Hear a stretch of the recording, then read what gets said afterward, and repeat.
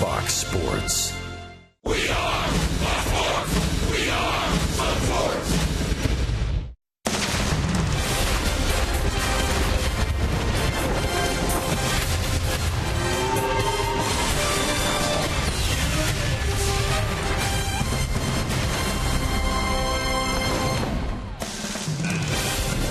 Tonight's Wednesday night showdown is presented by your Tampa Bay area Mazda dealers.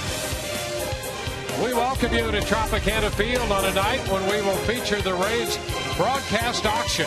Supporting numerous community causes, the Rays and the Yankees will play Game 3 of their 4-game series. Hi again, everyone, with Brian Anderson, Dwayne Statsel. Good to have you with us. Well, the Rays finally did something they hadn't done all year last night, and that's beat the Yankees in Tropicana Field. And tonight they'll send right-hander Nathan Carnes trying to do it again. Well, how about Nathan Carnes' last start? He's going to get his third shot, by the way, against the Yankees tonight. But against the Rangers, his last time out, he pitched into the 8th inning, and he ends up with a line like this: 7 innings, 2 earned runs, the 9 strikeouts, a career high, 117 pitches, a career high, and he did it by being fastball, curveball dominant, working that fastball both sides of the plate. The curveball was very good, and I'll tell you something right now. Speaking of that third chance against the Yankees, looking for that first win against them, maybe he gets it here tonight. These two pitchers, not strangers to their opponents. In 2 starts, Nathan Carnes has given up 3 earned runs in 9 2/3 to New York. Adam Warren on the hill against the Rays. 2 previous starts, 5 earned runs in 9 2/3, 11 hits. Next up, info on the Rays broadcast auction, courtesy of Rich Hollenberg, when we return.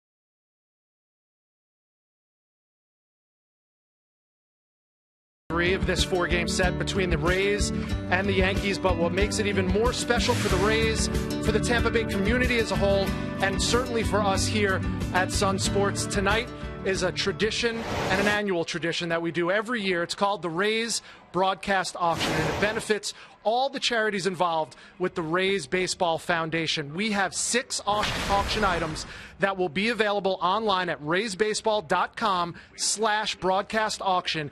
You could bid on them. They are one-in-a-lifetime opportunities for you to not only do good and feel good about yourself doing good, but to have a baseball experience like no other.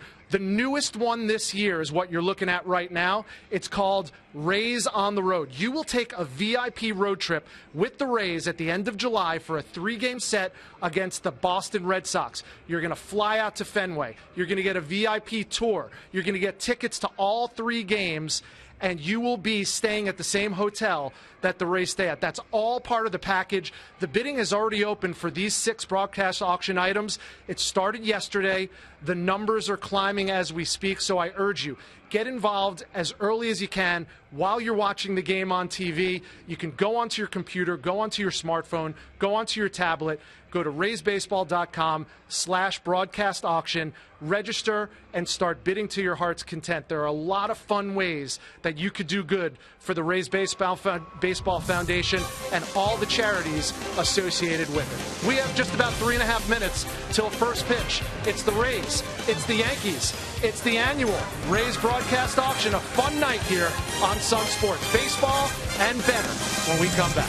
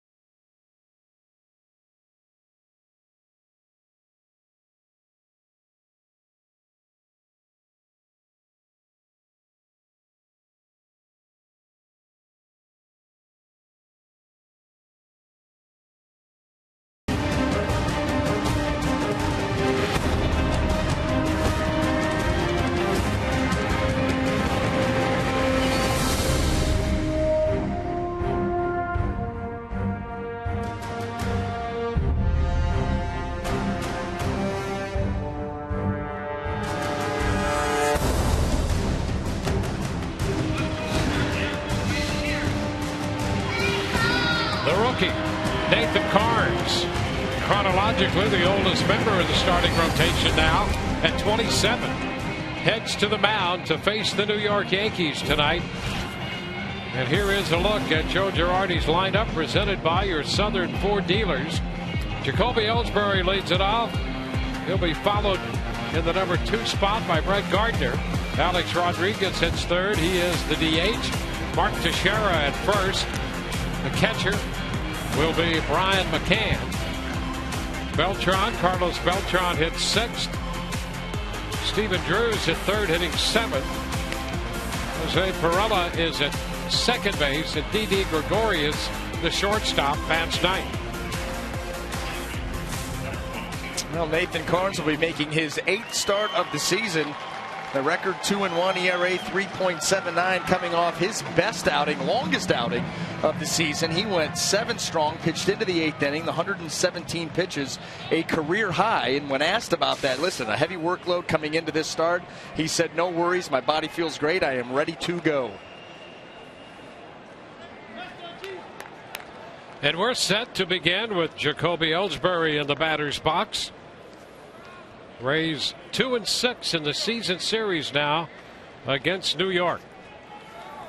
And the first pitch of this game, presented by Pinch a Penny, is a fastball off the plate, low and in.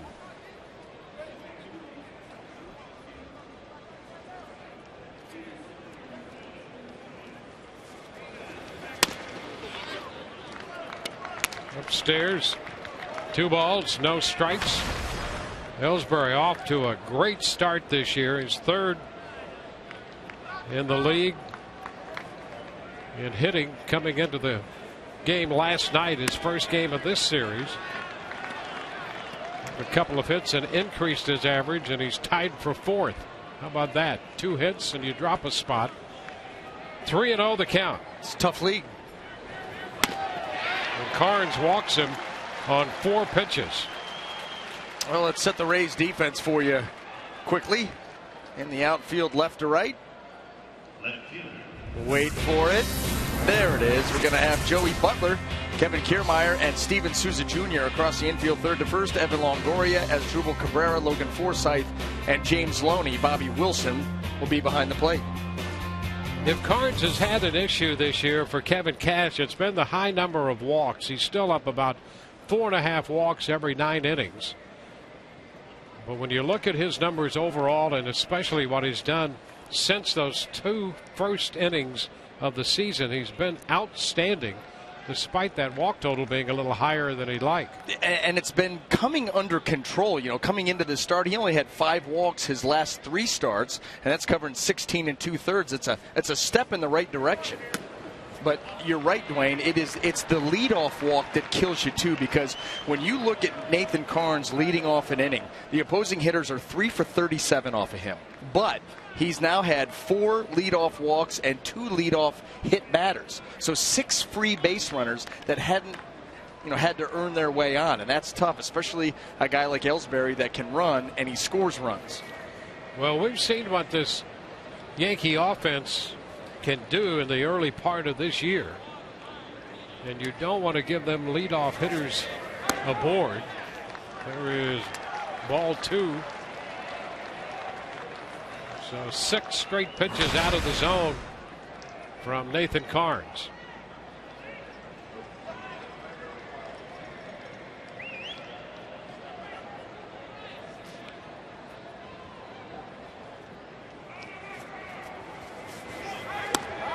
He tries to throw the curveball, and not much happening with the breaking ball either. Well, fastball, curveball, changeup, and Bobby Wilson is saying, listen, you're struggling with the fastball. Let's go to the off speed, much like Chris Archer did last night with the slider, until he got right with the fastball. And ball 4 is upstairs. So back-to-back walks, 8 pitches, and 2 men on. And of course, this is the last thing the Rays want. They want some innings from their starter tonight, because tomorrow you're likely looking at some combination of the bullpen. You got Erasmo Ramirez going to make that start, and you're right. You think Bellotti may get involved. They're going to have to eat up some innings. Now, on the plus side of this is the same exact way that Wade Miley started his game this afternoon against the Oakland A's. 2 walks on 8 pitches. Boston ended up winning that game 2-0. So hopefully this little visit can start the turnaround. Jim Hickey back into the dugout, and Alex Rodriguez stepping into the batter's box.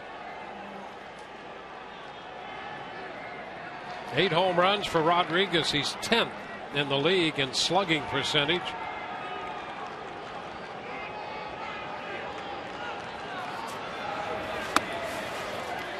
And the pitch missing, up and in this time.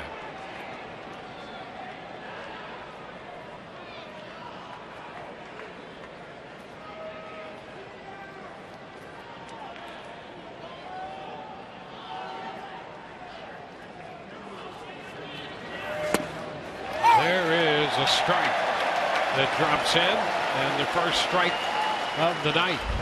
9 straight pitches out of the zone. Here's strike 1. And you'll take it. Not the prettiest strike, but you needed something to get yourself started.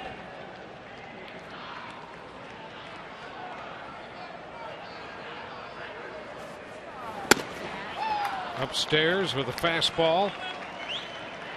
So he has yet to find the zone with the fastball. And everything has been up. Even the breaking balls that he's missed, up. Jumpy on the mound right now. Jumping towards home plate, not driving towards home plate.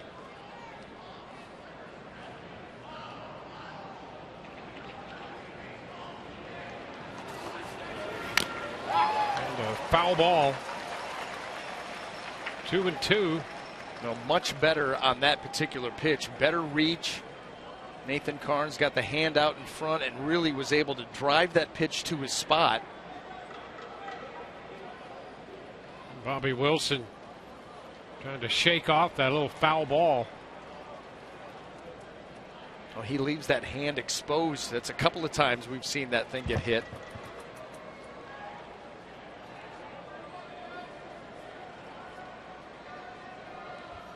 Ellsbury walked on 4 pitches. Gardner has walked on 4. 2-2 the count on Alex Rodriguez.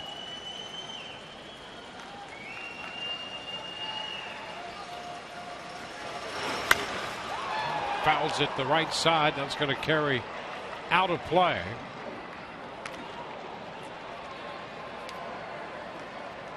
Rodriguez has 1 of his 8 home runs off Karns. Came in the first start he made against the Yankees this year, back on April the 17th. That was the one in the Captain Morgan deck, the one that was measured at 471. At that time, the longest in baseball. 2-2, and the count will go full. 3 balls and 2 strikes.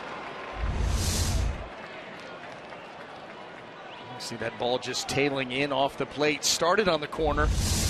Little arm side run takes it off.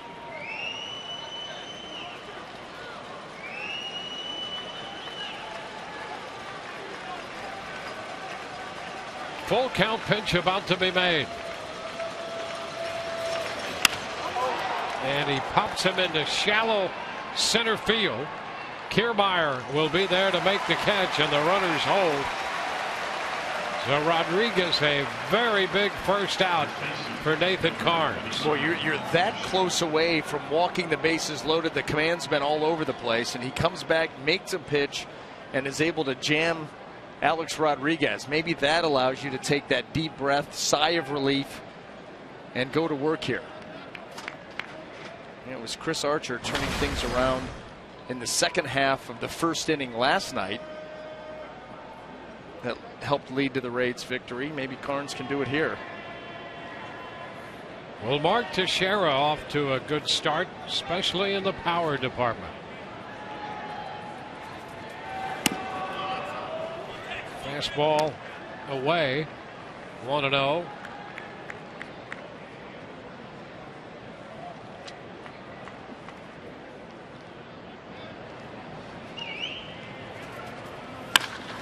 Liner into right. That's a base hit. Souza with the pickup. Run will score. Throw to the plate's not going to be in time. Throw into second, and Cabrera turned, made a play on Ellsbury. But it's 1-0 New York. And that throw has got to come in towards home plate. Runners on first and second, they're good speed guys. And so this throw is got to come in towards the cutoff man at home plate. By throwing it into second, they start to wave right here. You're not really sure that ball gets out to him very quickly. But as the throw comes into second, then you see the wave around. And no chance to get Ellsbury at the plate. Gardner moves up to third. So the Yankees score one of those walks, converting that into an early lead. Boy, that ball got on Souza so quickly that if he comes up humping, firing that pitch towards home plate, they'd probably hold Ellsbury and keep the bases loaded. Unfortunate. There's Brian McCann.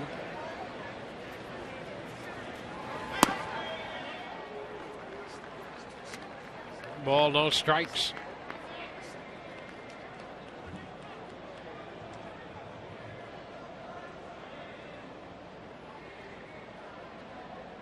McCann at 240.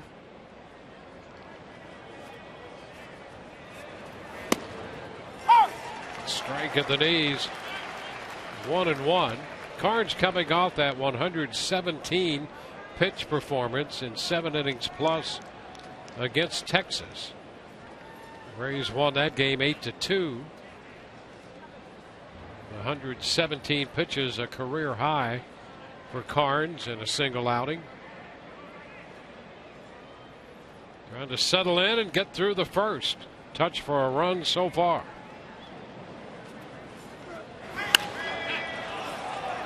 McCann pops that one out of play. Foul ball to the third base side, and it's 1-2.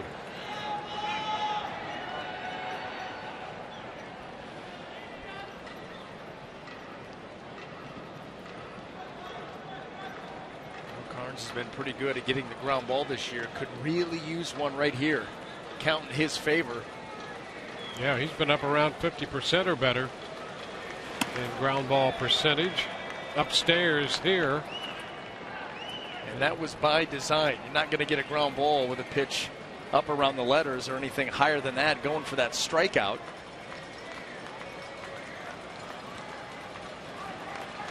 Two and two.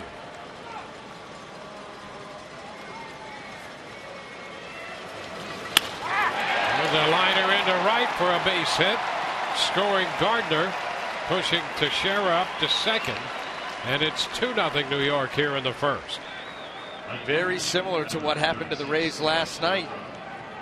You're 5 hitters in, 2 runs have scored. Yankees off to another quick start. This ball, a fastball in. Brian McCann, nice job of pulling the hands in. Caught that ball right off the label, but strong and able to line it out into right field. Good swing, hands through, head down. Well, I'm sure this is no comfort to Carnes right now, but the Rays are actually better off than they were last night at this spot. They have one out. Carlos Beltran misses the fastball. Strike one.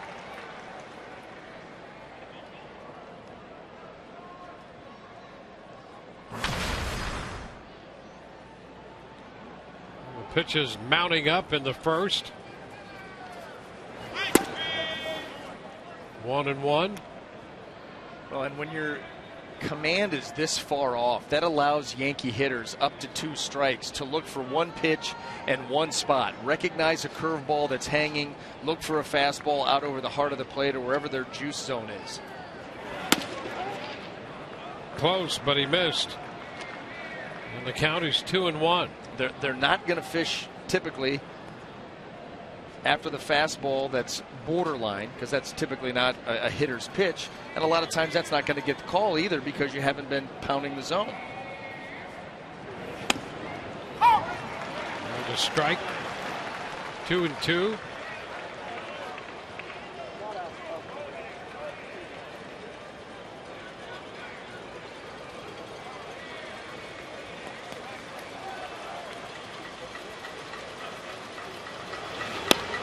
Ooh, there it is. Strike 3 call for out number 2. Now, what I don't understand is in a 2-1 count, how a hitter of Carlos Beltran's pedigree takes 2 heaters. One on the outer half and one on the inner half, never allowing that bat to leave the shoulder. 2 outs, and now it's Stephen Drew.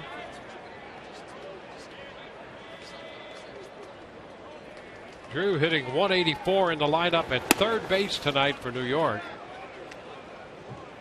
And he hit the other home run off Carnes here at the Trop back on the 17th of April when he gave up 2 home runs, 2 runs total in 5 innings.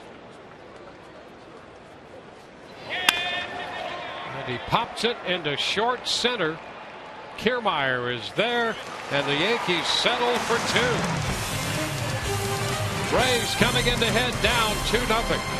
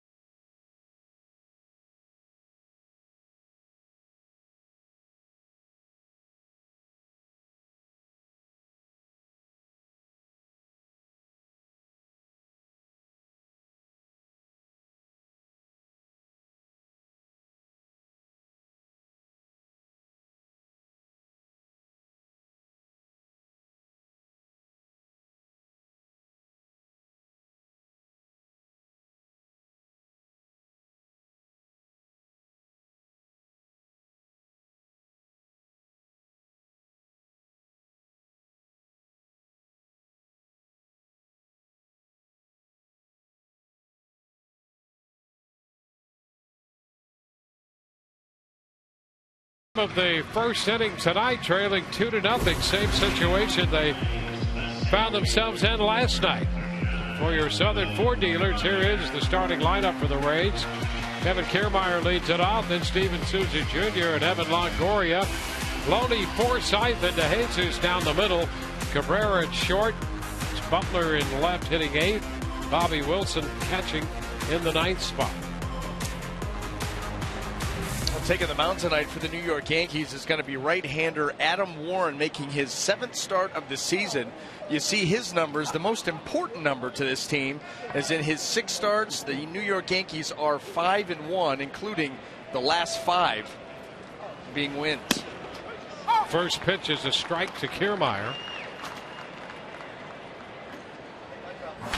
But right now hitting .250 for the year. Drew a walk and scored a run last night out of the top spot in the order. Otherwise 0 for 3. 6 of his last 7 starts have been at the leadoff spot. Chopper to second and the quick toss to first in time. So Perella throws him out. Well, let's take a look at the New York Yankee defense as it lines up tonight in the outfield left to right. Brett Gardner, Jacoby Ellsbury, and Carlos Beltran across the infield. Third to first, Stephen Drew, first ever appearance at third base. Didi Gregorius, Jose Perella, and Mark Teixeira. Brian McCann will be behind the plate.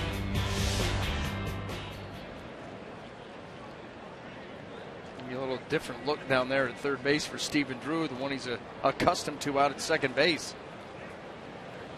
Stephen Drew. This is Steven Souza driving one deep to center, and wow, that ball is out of here. Well, the Rays on the board quickly, and Steven Souza Jr. hits his 6th home run of the year. And that was loud. Boy, I tell you, you could hear that coming off the bat hot. And Jacoby Ellsbury didn't give it too much thought. He knew early that he was not going to track down this pitch. Adam Warren, a center cut fastball, and see you later.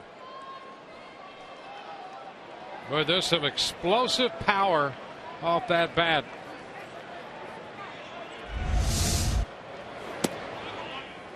Oh, Evan Longoria takes a pitch down and away. Boy, you could hear that one resounding through the Trop.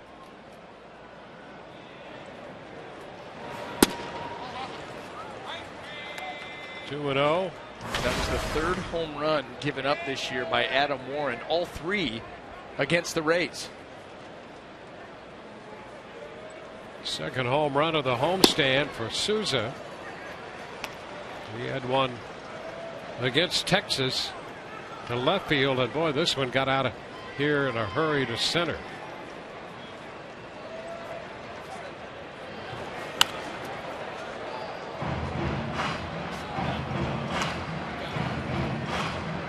Three-1 here to Evan.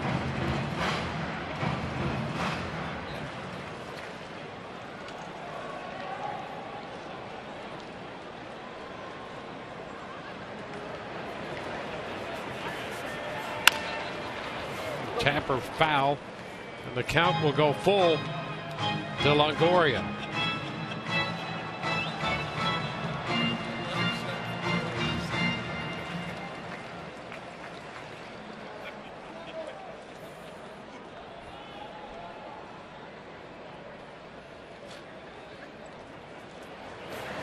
Cut the miss, big swing by Longoria, and Warren strikes him out. We're able to move this pitch away from Evan. That's a slider right there. Had more of a look of a cutter. And it stayed up in the zone, and Evan took a rip, but came up empty. Now James Loney, tonight's GMC big matchup. 4 of 9 with a home run and 5 runs batted in his career here against the right-hander Adam Warren.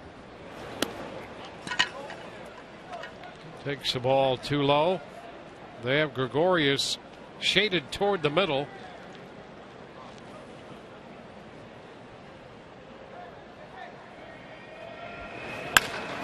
Fly ball into left. Cutting to his left is Gardner, who makes the catch. Well, the Rays get a run back on a long home run to center off the bat of Steven Souza Jr. And at the end of an inning, it's 2-1 New York.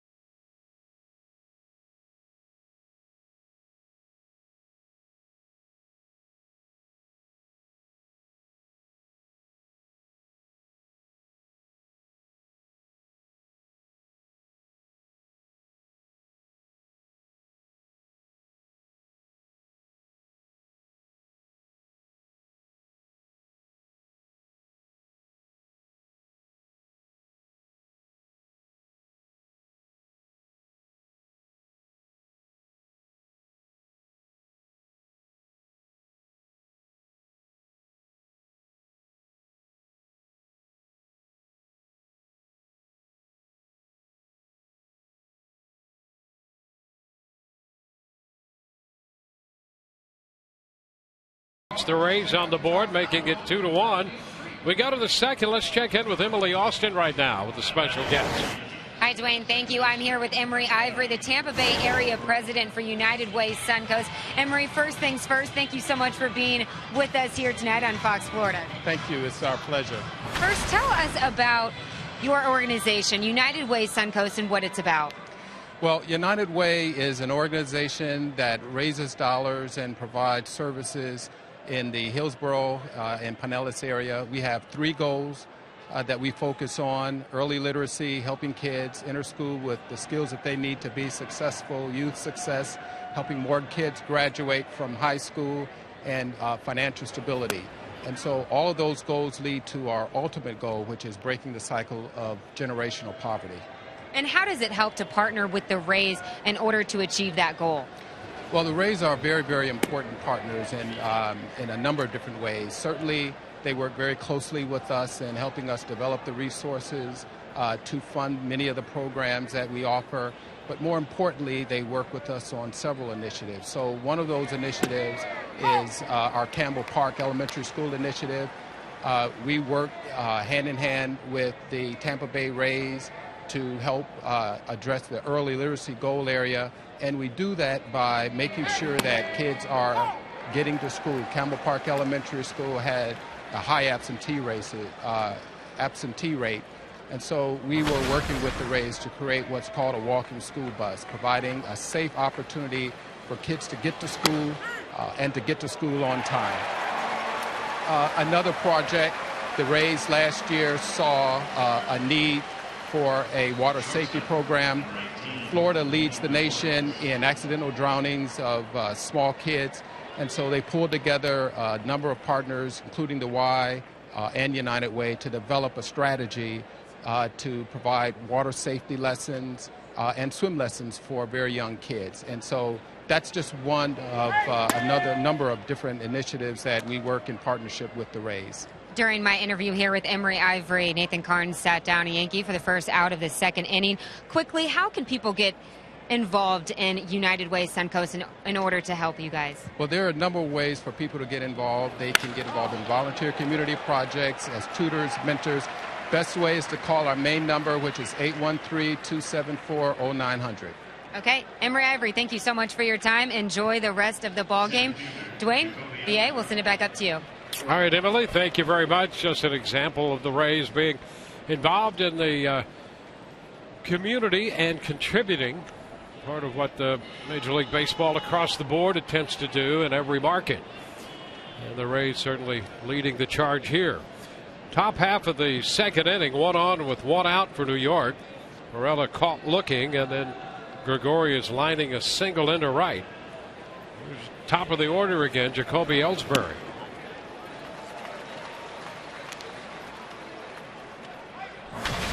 One strike the count. Ellsbury walked on 4 pitches his first time, and the Yankees eventually converted that into a run.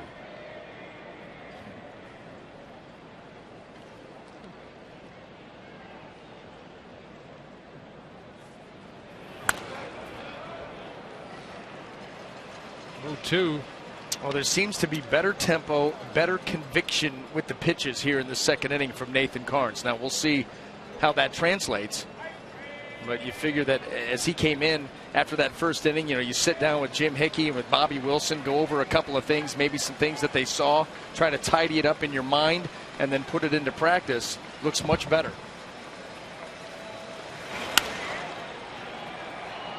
0-2. Well, you start to see a guy look more comfortable, generally because he is. You've been out there before. Do you think that when a pitcher slows it down a lot, now some guys just work slowly, right, as we've seen, but normally a guy, I would think, likes to get into that rhythm, and he may find himself working a little quicker when he's better. Yeah, I think that almost across the board is the way that it is. There's nothing to wait around for. You know what the plan of attack is against a certain hitter, and you throw a pitch, whether it's a strike or a ball, and your brain immediately moves to the next pitch. Very rarely do you get back up on the rubber saying, I don't know what I want to throw here. That's rare. So you know what you want to go with. You go back up there. A lot of times when you work with a catcher a lot and he pays attention to you, he's going to throw that sign down right away, and then you go. Pick up that rhythm, pick up that tempo. Remember, you're the one dictating the action. Don't let this guy get comfortable at the plate. Hitters hate that. Mark Burley, hitters will say, listen, we're going to step out on him because they want some time to gather their thoughts. The pitcher's like, listen, I'm in attack mode. I've had pitchers tell me that's a big part of their relationship with the catcher. You get some pitchers who like to throw to certain catchers, and that's one of the reasons. Oh, base hit the other way against the shift. And down to second goes Gregorius. Did you see how long Jacoby Ellsbury held off on swinging the bat? That ball got in deep into the zone, and he was able to just poke that thing the other way, but he already knew that there was nobody over there. Just make any kind of contact. Look at him. Just let that ball travel into the zone, and a very late swing to take that ball the other way. that lends itself to something you had talked with even last year when the shift became more prevalent than ever, that there will be more value on a hitter who can do that. You know, used to be the guy got 2 strikes and he started thinking that way. Right. And then we went into, well, let's everybody hit a home run today. And so they're swinging from their heels. Now they're going to have a guy caught. Gregorius tries to get to third, and he got in there around the tag. Gregorius off second base, and the Rays seem to have him caught, but he managed to get in there head first. Well, the first thing that he did is as soon as the throw was made to his Drupal Cabrera, he didn't try to get back. He immediately goes to third, and then Cabrera jump throw, and it's a little bit of a pull on that throw. And it pulled Evan Longoria away from the bag high, and Gregorius able to sneak in the back door. So he'll get a stolen base on that. Started with kind of an aggressive secondary lead, and he drew the throw behind him and got in head first safely at third base.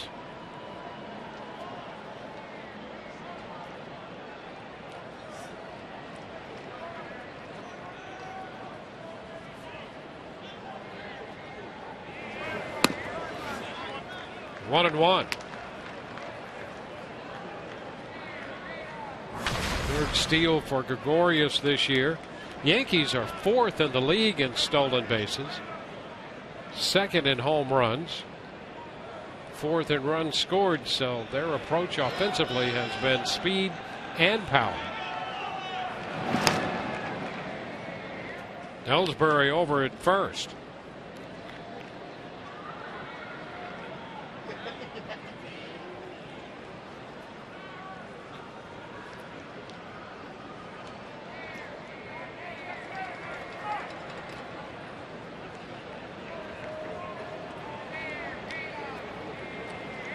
Now Ellsbury breaks, and the pitch is skied to the left side. It's going to wind up in the seats. Longoria is over there, but no chance on that one. Ellsbury with 11 stolen bases on the season. That's tied for the American League lead with Jose Altuve. Did get thrown out last night by Rene Rivera. Boy, Rivera came up with 2 big caught stealings on the top 2 guys in their lineup, Ellsbury and Gardner, in the 2nd inning, when it appeared that they were trying to put an inning together there too. Well, they're doing the same thing here now with men at 1st and 3rd. Gregorius the runner at 3rd and Ellsbury at 1st. Yankees trying to be aggressive here and strike, while Carnes still has yet to completely settle in. You don't think that last night eats at those guys? Mm-hmm. They had 2 runs on the board against Archer, who was struggling in the 1st inning. Bases loaded, nobody out, got nobody else in, got those 2 guys thrown out in the 2nd inning, and then guess what? Archer flipped the switch, and it was game over. And then it was just, could the Rays offense come back, which they ultimately did. And a cut and a miss. Foul tip strikeout. See, it's little things like that. Gardner, a good battler at the plate, put the ball in play. They're basically conceding the run the way that they're playing the infielders, and Carnes is able to strike him out with a curveball down and in. That ball fouled off, foul tick. Bobby Wilson hangs on to it. That's a big, big punch out. Oh boy, I'll tell you now, Carnes will face Alex Rodriguez. A big spot in the game already. Big strikeout of Gardner. 2nd of the inning. And when he wanted to get Alex in that last at bat, it was fastballs in. Alex wants to get extension. Curveball to start him, misses. Now you can't live in there. But you make your pitches away, and he tried to close him in, got a weak pop up to center field. You'll take any version of an out here.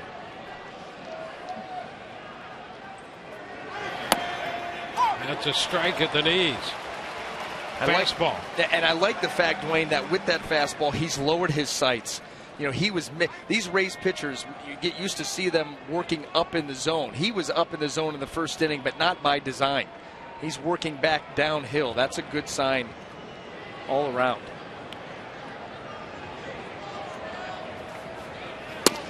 Ooh, good pitch right there. Fastball on the corner. I mean, what's a hitter going to do with this? Boy, that's the perfect pitch right there. I mean, really it is. It really is. The best pitch in the game of baseball is a well-located fastball down and away, and you can't locate it better than that.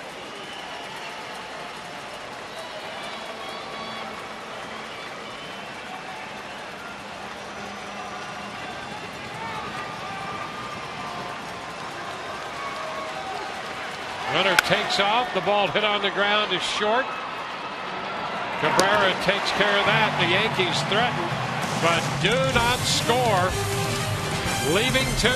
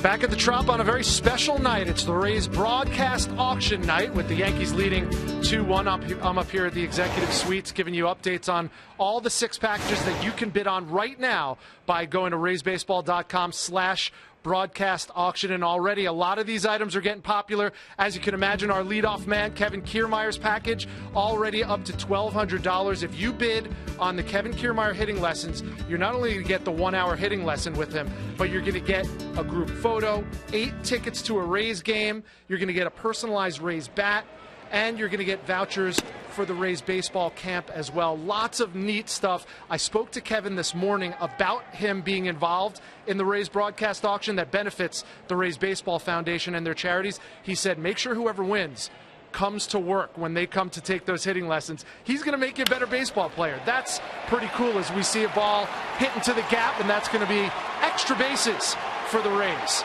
Good way to start the bottom of the second inning. And just an update for you. I want to introduce everybody to Ashley. She's part of the Rays team. She's helping us out here tonight, and she's going to be really busy because she's updating numbers in real time. As a matter of fact, that Rays on the Road package where you're going to go to Fenway Park with the Rays, that's already up to $3,300. And guys, don't forget, we also have a limited edition ticket option for you where you can buy 4 tickets and 4 wristbands to any one of the Saturday Night Rays games where there are going to be concerts involved as well. So you get lower level tickets, you get concert wristbands, and you get to choose which game you go for, and it's all for $100, and we only have a limited supply of those available.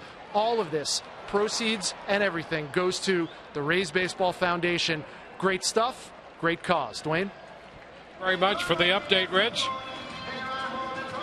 There's that Super Saturday special ticket packages, $100, and boy, what you get for that: 4 lower level tickets, 4 concert wristbands, and you get to choose One of these games on a Saturday starting May 23rd against Oakland. The White Sox, Baltimore, and Toronto also on that list. The Super Saturday package that's special this year, just $100. Well, anytime you can get the 4 lower level tickets and the wristbands, basically the mosh pit, how could you go wrong? It's more than 2 for the price of 1. You get a game and the concert and a great deal on 4 tickets. As Drupal Cabrera with a man in scoring position now. Well, the Rays got themselves out of a spot in the top of the second on the double by Logan Forsythe, his 10th double of the year already, by the way. And he's out there in scoring position. Cabrera shoots it into center. That will score the run. Cabrera on his way to second. He's going to beat the throw. The Rays tie it as Drupal Cabrera doubles toward left center field. And that will be hit number 1,000 for Asdrubal Cabrera. And really, maybe the most impressive hit as a Ray. When you see the replay of the breaking ball that's breaking down and in, and he gets down and inside of it. Instead of rolling over this pitch, look at him get down and inside, stay inside that baseball and shoot it out there. And then how about this? Out of the box, making Ellsbury move. He's going to go for 2. But what a way to get it in style. And now Cabrera finds himself in scoring position in a tie game. Here's Joey Butler. First pitch is a strike.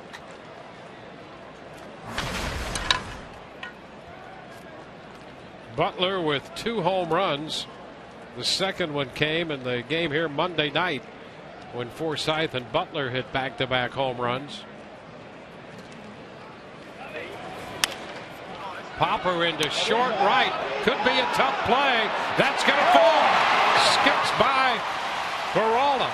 And scoring the go-ahead run, Cabrera. Blue base hit into shallow right.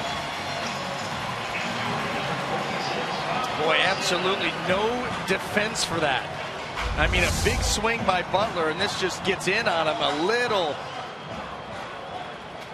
Just a pop up there. Pirela going back, can't get to it. Carlos Beltran not going to be able to track it. And a good read by Cabrera is going to get around and give the Rays the go ahead. So Butler gives the Rays a 3-2 lead. Here's Bobby Wilson.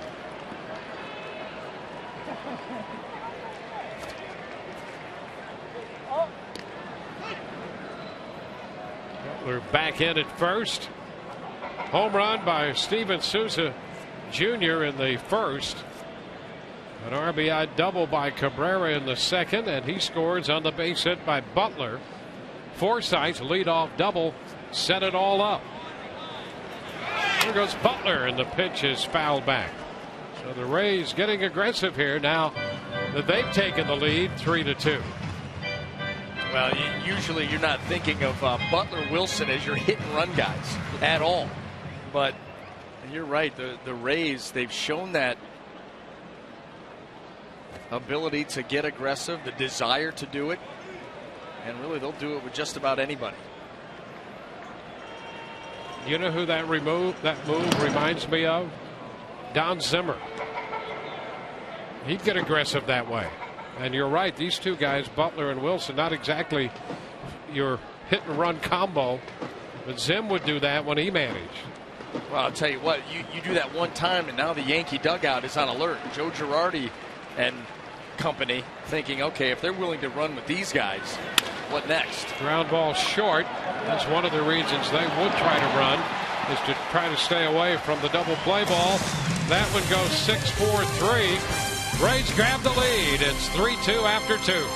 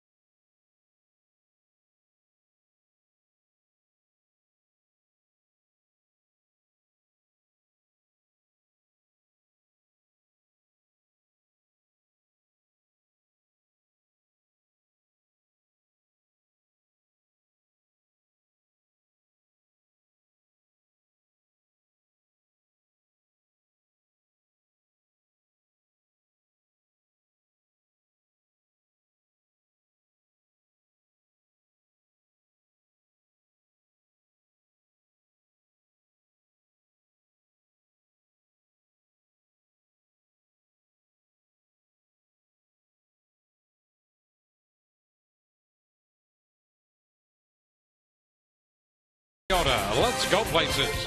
By Just for Men, great looking hair made easy. And by your Tampa Bay area Mazda dealers. Rays broadcast auction in full force tonight. Pitching lessons with Jake Odorizzi.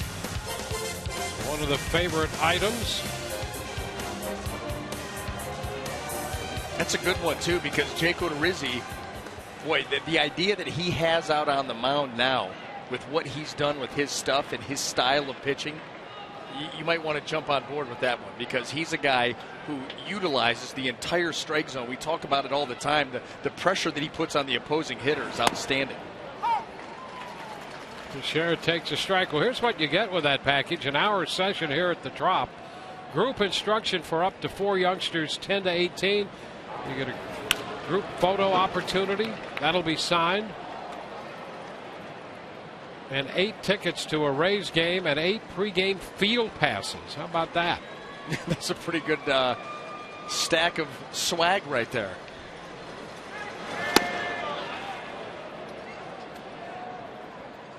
One and two. Rays up for our community in the Rays broadcast auction tonight. Ground ball short right, and the shift will get to Teixeira. Forsythe to Loney.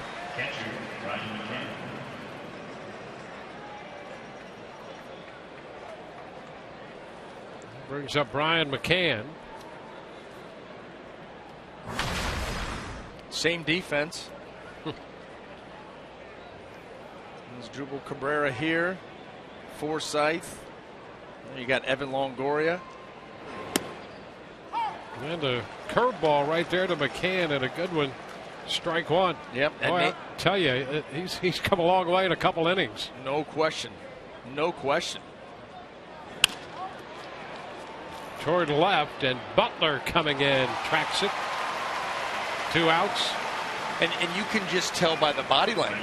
You know, the first 8 pitches of the game, you could see the look on his face and just the extra second or two taken between each pitch where he was trying to find it mentally. What adjustment do I need to make now? It's get it, throw it. Well, the first inning he was searching. Here in the third, he's found it. So he doesn't have to take all that extra time to find it. Boy, that pitch just missed there. Pretty good one, but a little bit off the plate to Beltran.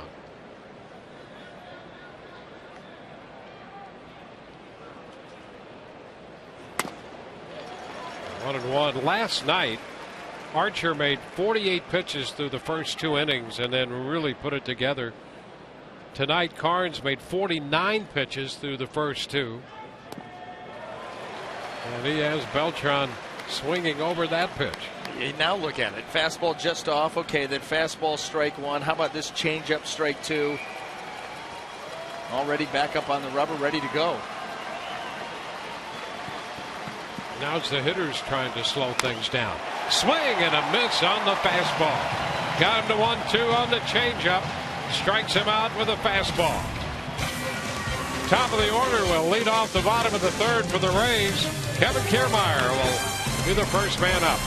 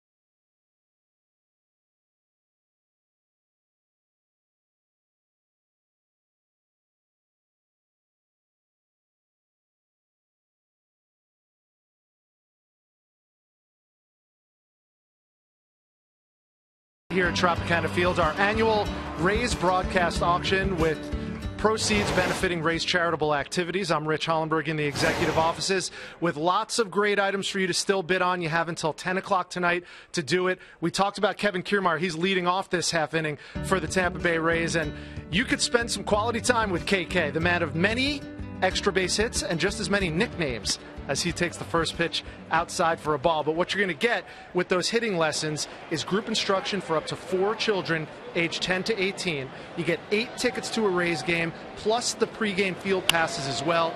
You get personalized Rays bats. You can get involved in the play ball experience. And also, you're going to be going to Rays baseball camps as well. That number is at $1,200 and climbing as we speak. Kevin Kiermaier is really excited about that one. And one of the ones I know Dwayne and BA and Todd Callis are really excited about too, as we see KK sky that ball into the outfield for the first out of the inning. There's a Rays broadcaster experience, gentlemen, that I know you're going to be on your P's and Q's about.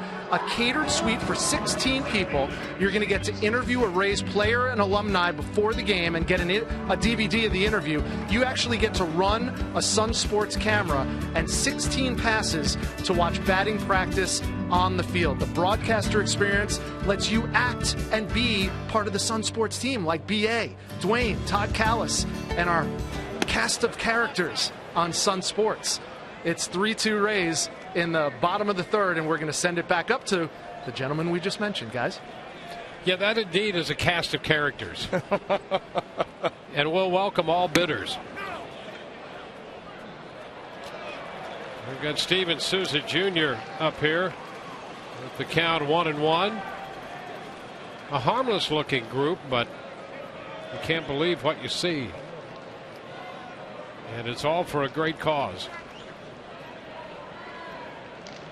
I'm going to very smartly leave that one alone. One should never incriminate oneself. Meanwhile, it's 2-0 here to Souza Jr.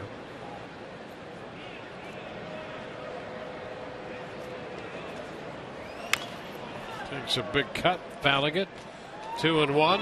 Jumped on the first pitch he saw tonight and launched it. Middle of the plate down at full extension. Get you that. Leads this team in home runs. I'll tell you what, leads the team in home runs, tied for the team lead in stolen bases, and is one of only 4 players in Major League Baseball to do that for his team, and the only rookie. Trying to walk out what appears to be maybe a little cramp. Well, this ball got pounded right off his foot. The sinker in by Warren. Calf inside of the knee. And that got him pretty good. That's what Warren can do with that arm side run. 3 balls and a strike to count.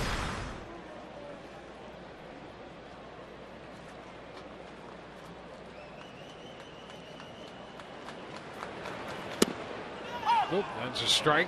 Set to take a step toward first. 3 runs, 4 hits for the Rays. 3 of their 4 hits for extra bases.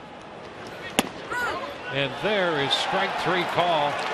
Souza, after thinking he may have drawn the walk on the prior pitch, called out on strikes. Yeah, I don't think he meant to do this on purpose, but he throws a slider that ends up being like a front door cutter. Starts that ball in off of the plate. And boy, that's close. Right on that corner. The call does not go Souza Jr.'s way.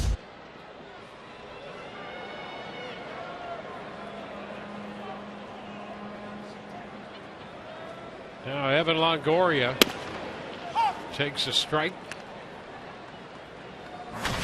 New York scored 2 in the top of the first. The Rays got 1 in the first and 2 in the bottom of the second to take a 3-2 lead. Inside, it's 1-1.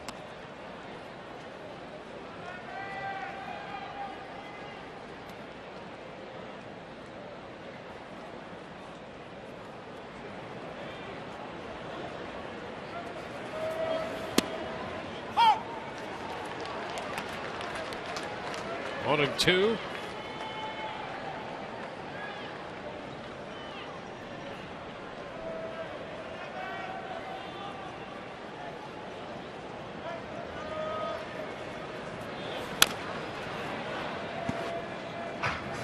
Yankees won the first game of the series 11-5. The Rays were winners last night 4-2. And they have a 3-2 lead, overcoming a 2-0 deficit in the early part of this game.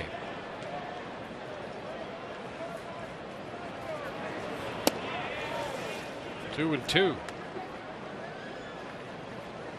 So the Yankees had scored in the first inning in each of the first 3 games of this series.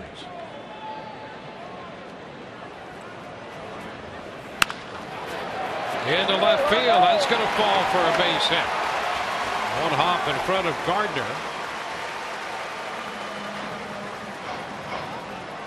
So the Rays pick up another hit. This one with 2 outs. Right off the end of the bat, another slider here. And you see Evan a little bit out in front. But look how he lengthens that swing just enough to get that ball out into left field for a 2-out hit. Well, that gives Evan 5 for 15 against Warren. And the first time Loney was up, we showed you his numbers. They've been pretty good against Warren. We got him on a fly ball to left in the first. A ball, no strikes. I read an interesting article today about the Yankee starting rotation and their affinity for the slider. As a rotation, they throw the slider. It's not even close to who's in second place in Major League Baseball.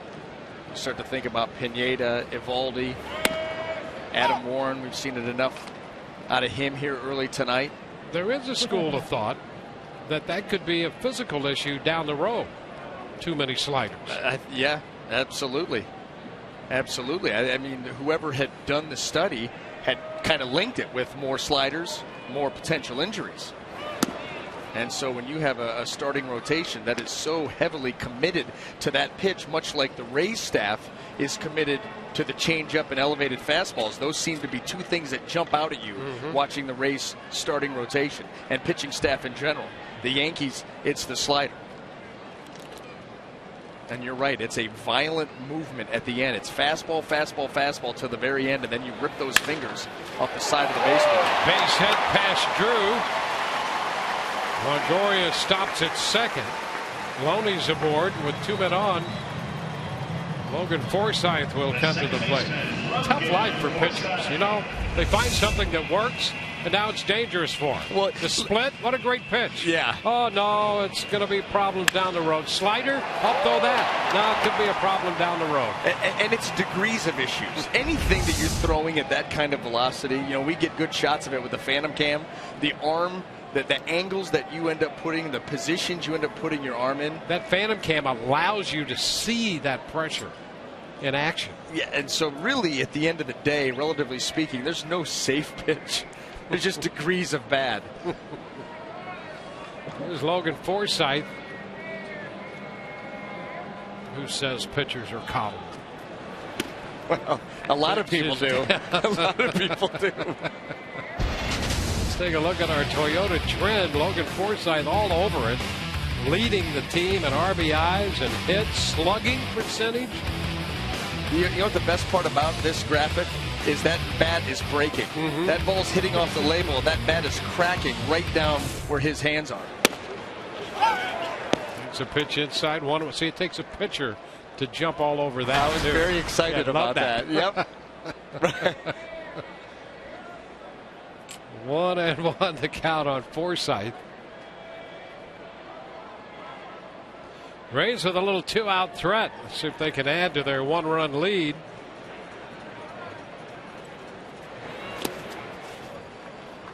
That's 2-1. Forsythe does have a home run off Warren. He doubled his first time up, so that gives him 3 out of 7 in his career against Warren.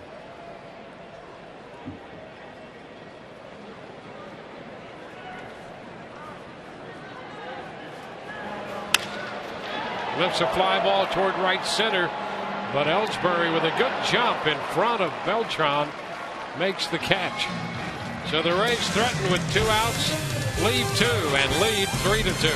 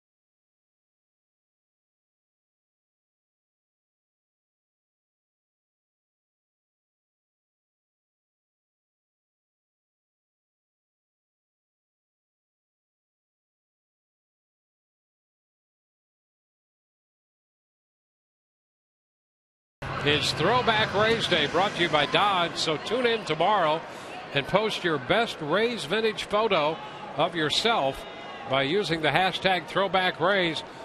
The Sun Sports panel of judges will select the best photo and feature it in the post-game show. A throwback look right there. We go to the fourth, and Nathan Karns set to go to work to Stephen Drew. Pitch is a strike. Karns with a 1-2-3 10-pitch third inning.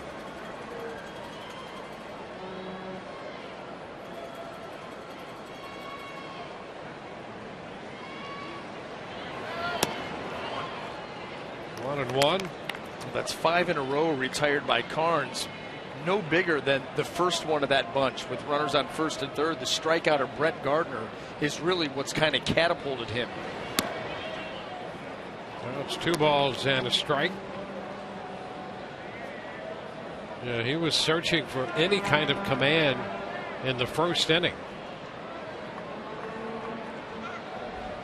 Shift on for Drew.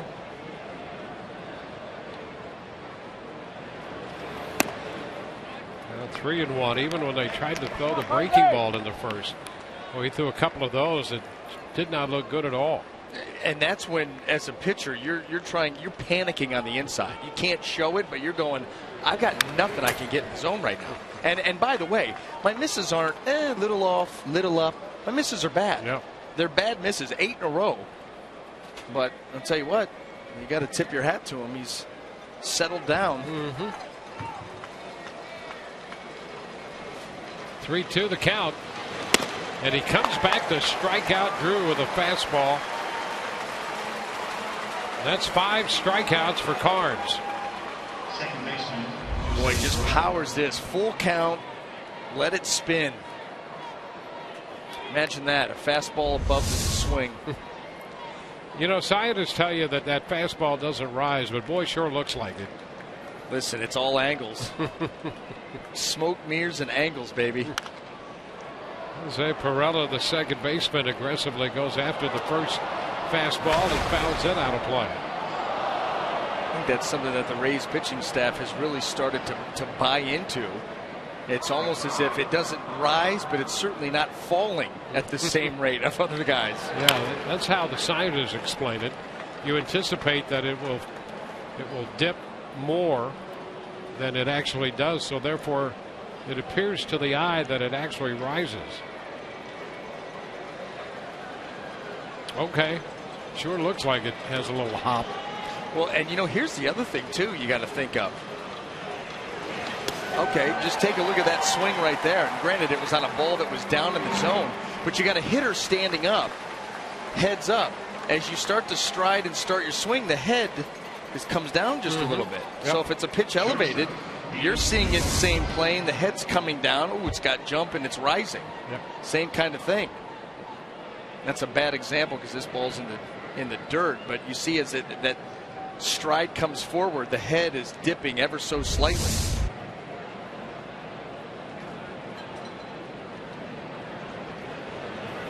Gregorius, and he takes a strike. That opens a whole other conversation as it relates to the strike zone.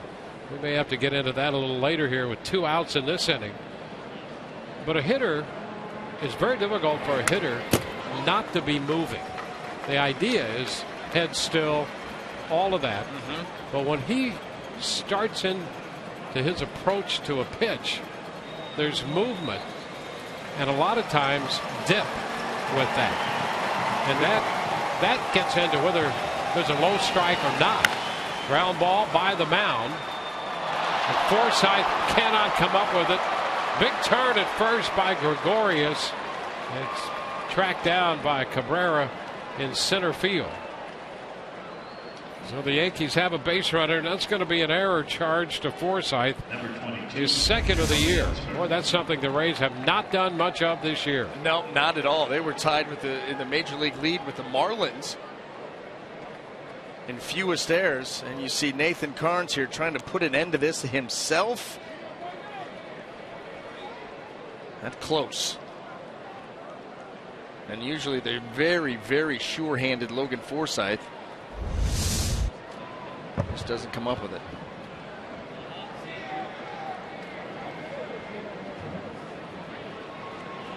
Now Jacoby Ellsbury. Fly ball into left. Butler back a few steps, angling to his right. Yankees out in the fourth. We go to the Rays half of the inning. 3-2 Tampa Bay.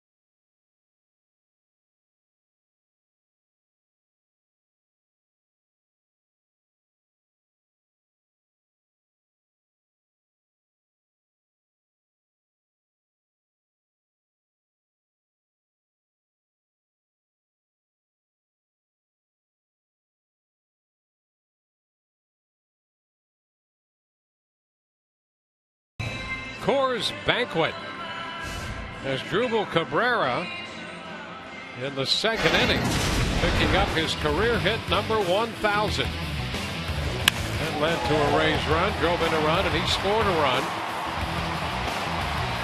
Nice pop-up slide there by Cabrera as he retrieves the souvenir. I don't know if I've seen anybody double for their 1,000th hit or any milestone hit and then throw it to the dugout themselves. David DeJesus taking the pitch for a strike.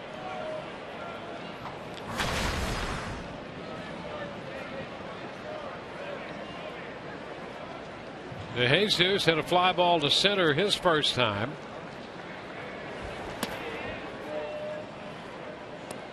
And you know he had the warnings out to his teammates. You know, don't put it in the pan with the chicken grease. Don't misspell my name and be funny, guy. That's right. Take that, you put it in the vault. See that when the game's over.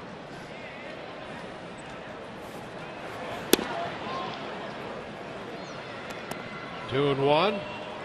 Well, the Rays scored a run in the first, two in the second, and had a two-out threat in the third when Warren got Forsythe on a fly ball to center.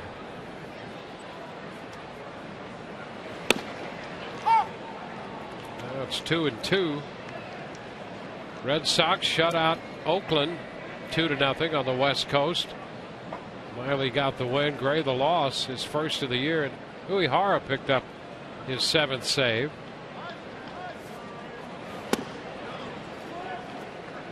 Full count now to DeJesus. And the Orioles, who scored 5 runs in the second inning, now batting in the bottom of the fourth. And they lead the Blue Jays 5-0 in Baltimore. And strike 3 called to Jesus. Thought he may have drawn the walk, and we've had a couple of Rays hitters in that situation. Don't blame him. This is a backdoor slider. It's going to look like a backdoor cutter. I don't think it ever gets to the corner. And David DeJesus, rightly thinking that ball was down and out off the plate, has that call go against him. So Dan Usanya's had a little bit of a wide plus zone tonight, it would appear. Go back there and pass that along to Nathan Carnes. Move it around. Cabrera takes the ball.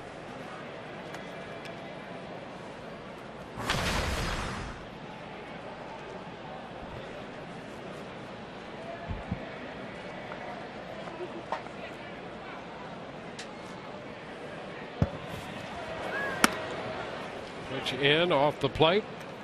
Fastball 2-0.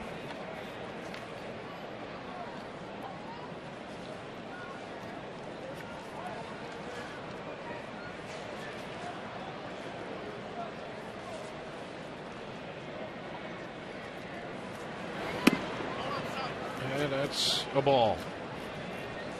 3-0.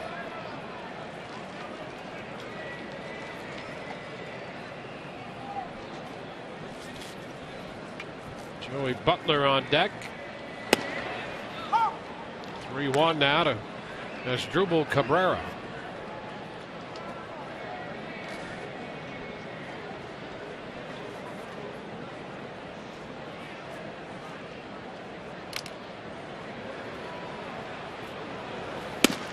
And ball 4.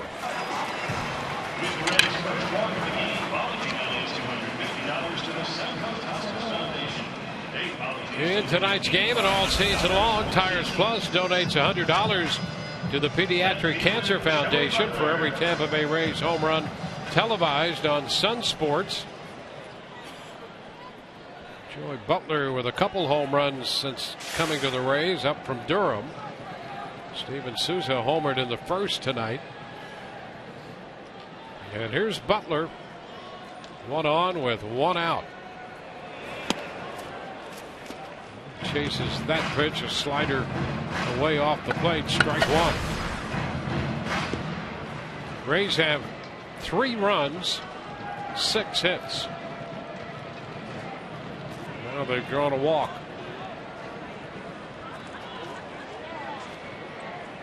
Cabrera draws the throw over there. No stolen bases with Warren on the mound this year. 1 attempt, and I doubt Cabrera would be going, but again, you had Butler going with Bobby Wilson at the plate, so Yankees not quite sure. Pitch down, it's 1-1.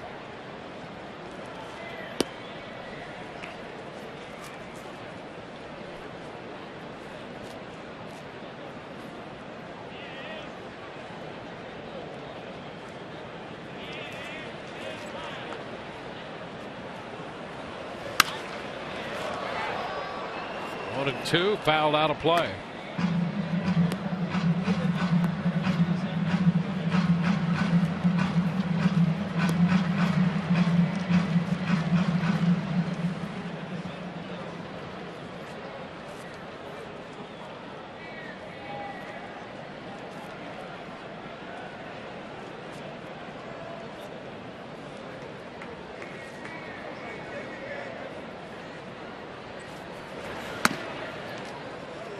Balls, 2 strikes.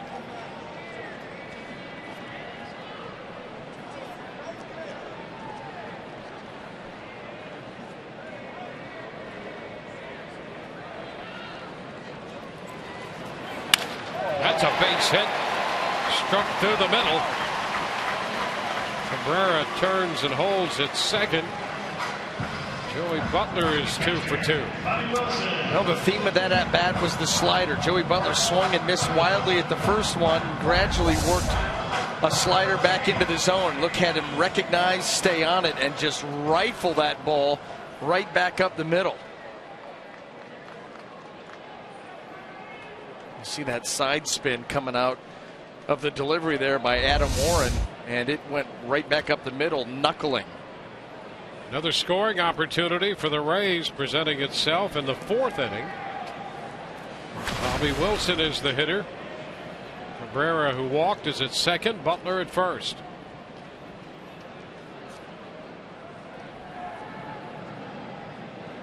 Runners go. Pitch inside and the throw to third. They say it's in time. Montoya looked at the approach to the bag by Cabrera. Cabrera tried to put a little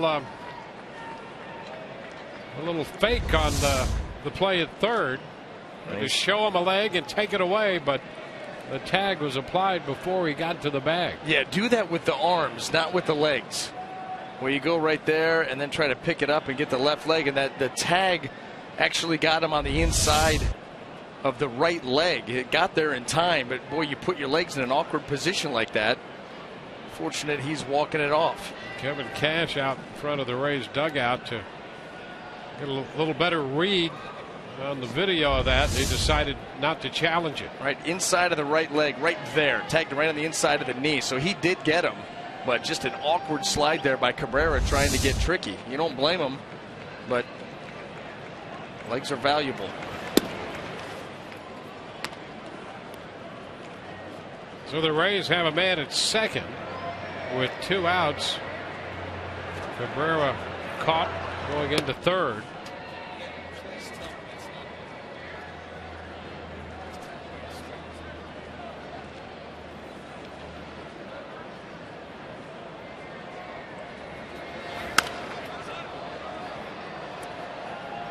One and 2, foul ball out of play.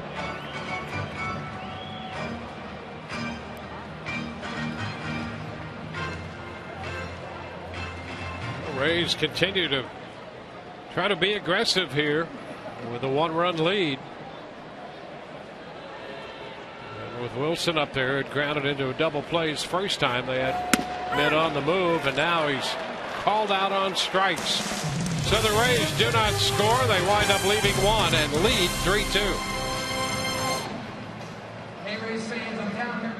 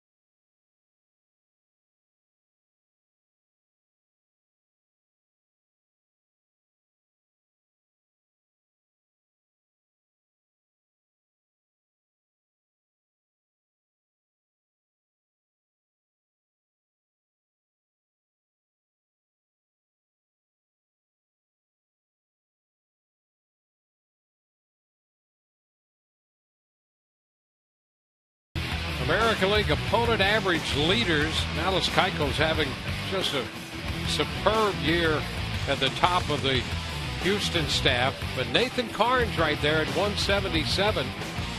Ubaldo Jimenez, interestingly enough, might be the biggest surprise on that list. Those would be the 2 names that you wouldn't figure. Number one, you didn't know if Nathan Karns was going to make the starting rotation coming out of spring training until the rash of injuries.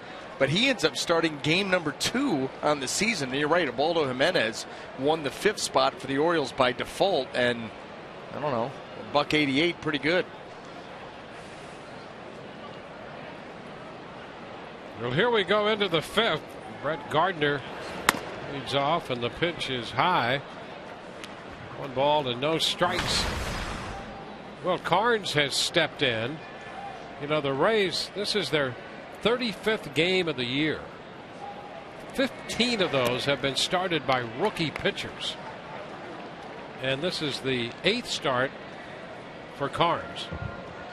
When you look at what the Rays rotation has been able to do, the number that you just provided there, the percentage of games started by a rookie, the fact that they've used 8 starters total and they lead in ERA and strikeouts.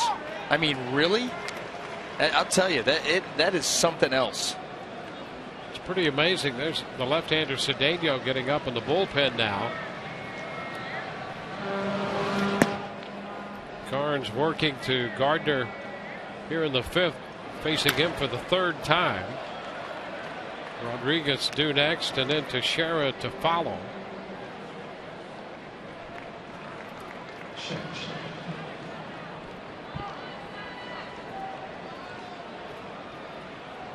You know, what the Rays have been able to do with the injuries to their pitching staff has been amazing.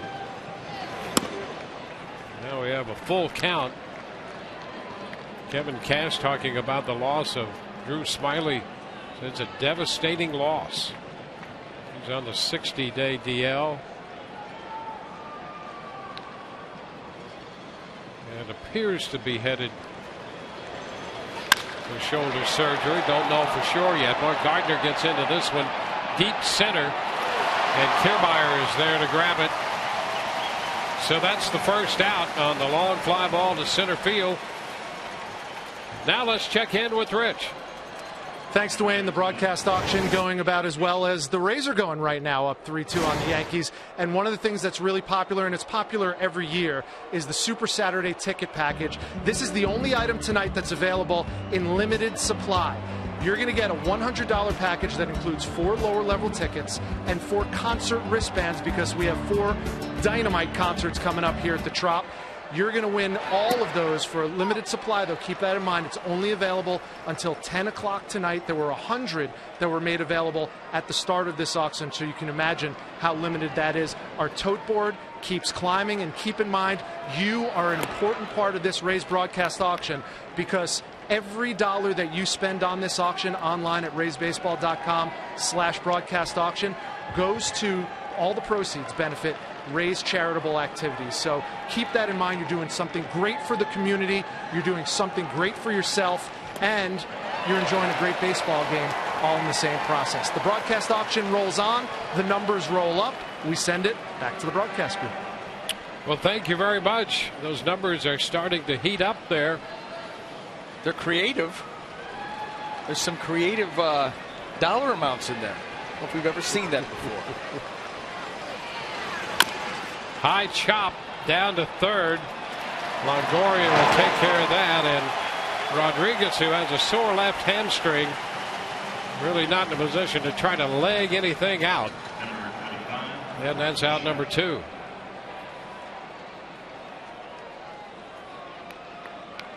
Yeah, the Rays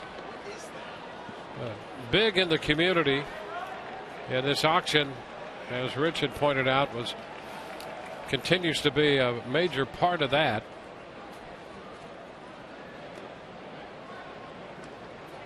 Mark Teixeira is down.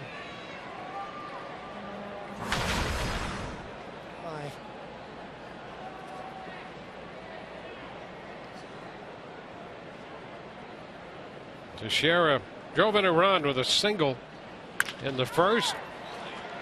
Into right field, and there to pick it up. Forsythe, close play, safe. Teixeira beats out that ground ball into right field, right into the shift. Well, he caught Logan Forsythe napping with the hustle up the line. Nobody expected Mark Teixeira to get down the first base line as quick as he did. But he's like, you know what, I'll beat the shift this way. And Logan comes in and now realizes he's got to hurry, and there's just not enough time there. That's another way to beat the shift. They're going to play deep on you, turn on the afterburner. Well, you know, when we talk about outfielders and when they have to move to their left or to their right, what that does for a base runner, and that's part of what happened there with Forsythe out there in shallow right field. He had to move to his right a bit, and Teixeira, I think, sensed that, knew he had a chance, and Forsythe couldn't get the ball over there in time. And I think that guys like that are going to do that anyway. You know, that you like, listen, you want to play deep on me like that, kind of thumb your nose at my foot speed and give yourself more range. Well, I'm going to try to beat this out. And I think he caught Logan by surprise. He caught me by surprise. And a strike at the knees to McCann. Curveball 0-2.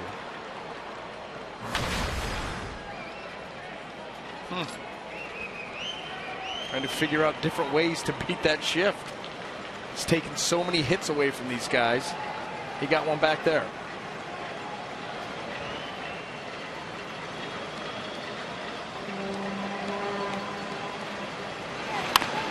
And a little tapper third base side. That was completely open. And the Rays have Wilson and Longoria headed to third to cover it just in case Teixeira thought about something. But McCann down 0-2 just goes the other way. These last two at bats, this is what the shift has done to the game of baseball. I mean, letter high, and he just chops it. There's no player there. It's a race to get to the baseball, number one, and then it's a race to third base so Teixeira doesn't get there. Nice sliding grab by Cabrera. That's where we're at. So a couple of base hits. 2 men on, 2 men out, and Carlos Beltran is the hitter. Step back and a return to second by Teixeira.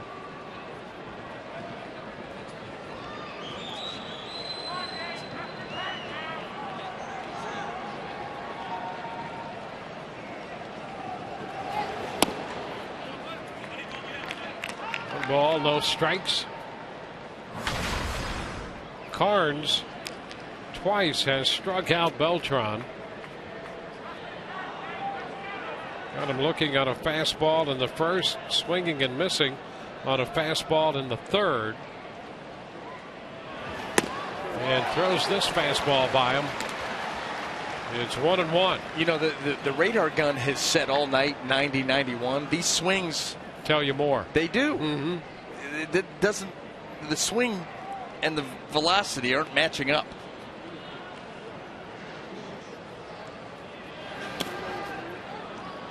Now it's 2-1.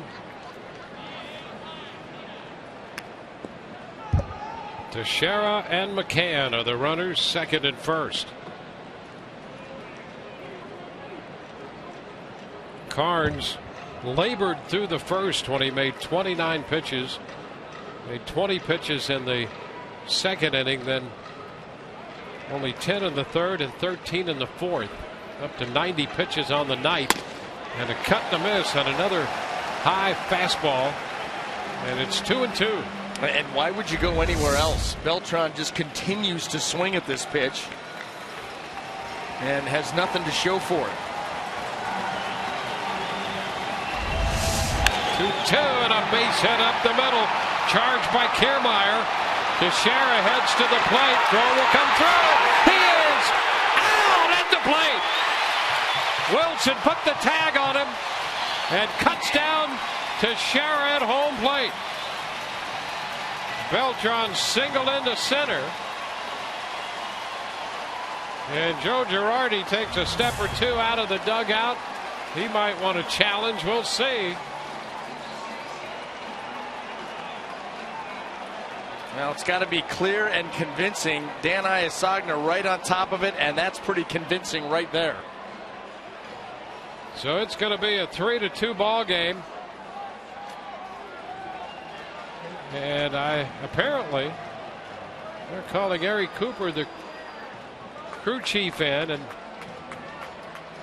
apparently it's got to be where the position of the catcher. Yep, because you could see clear as day the tag applied by Bobby Wilson.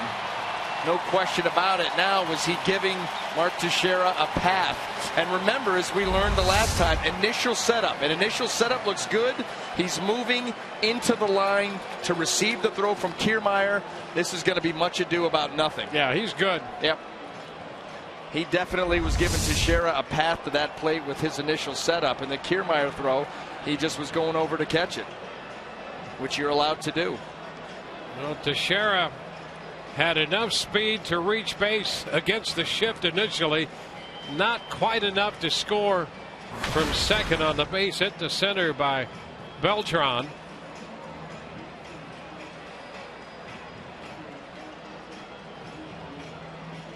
And so the Yankees not challenging whether the tag was made. They're challenging about the position of the catcher.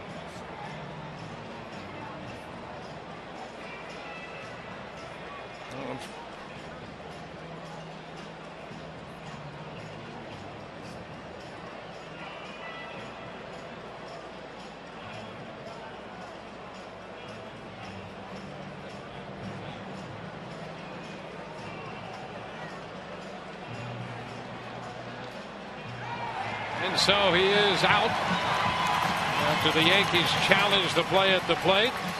Teixeira indeed is out, and that will retire the Yankees.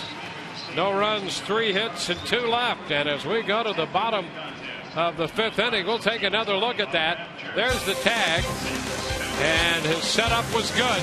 3-2 Rays.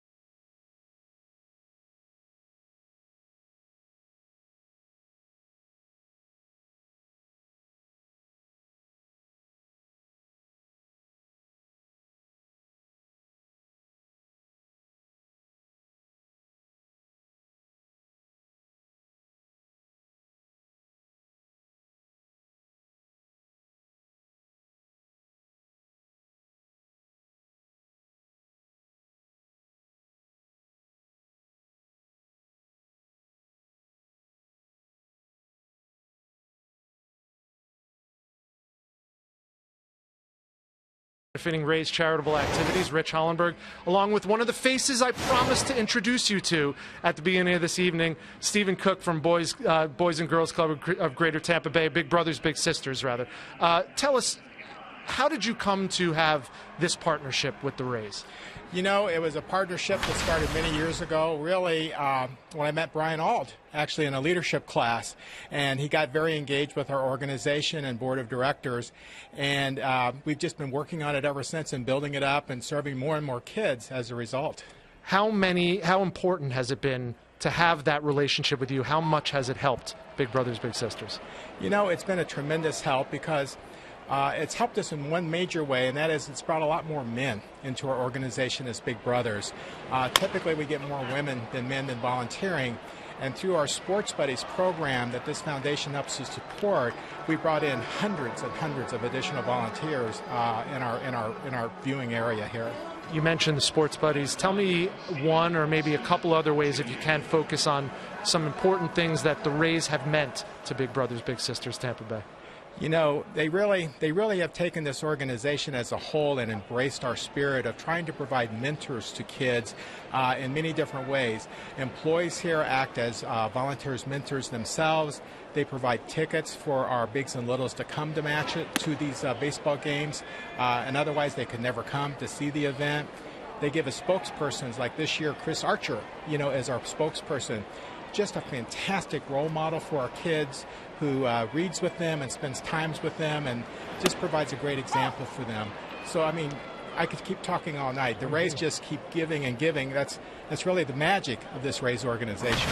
Well, Stephen Cook from Big Brothers Big Sisters, we're thrilled to have you here. And as we said, it's not only Stephen who benefits, but even more importantly, it's the children who Stephen works with who benefit from all the Rays Charitable Foundation efforts and all the activities. And the biggest one is here tonight at the Rays broadcast auction. So please, if you will, go to raysbaseball.com/broadcast auction, bid on one of these once-in-a-lifetime baseball opportunities, and those monies that will be raised will go to help people that Stephen Cook sees all the time at Big Brothers Big Sisters. Guys? All right, that's right. The mission of Big Brothers Big Sisters, providing children facing adversity with strong and enduring support, with one-on-one relationships, and that's all part of what we're seeing happen here tonight. Oh, there's a strike call on the inside part of the plate to Souza Jr. So after Kiermaier out, first base unassisted, Souza looks at the pitch inside, 2 gone. This fastball in off the plate, but we've seen a number of those called by Dan Iasagna. Well, look at that. That almost caught the other, or his batter's box. The chalk line ran right down it. So the zone has been wide to right and left-handed hitters. Especially to that side of the plate. Mm-hmm. That's right. Strike one to Longoria on a curveball.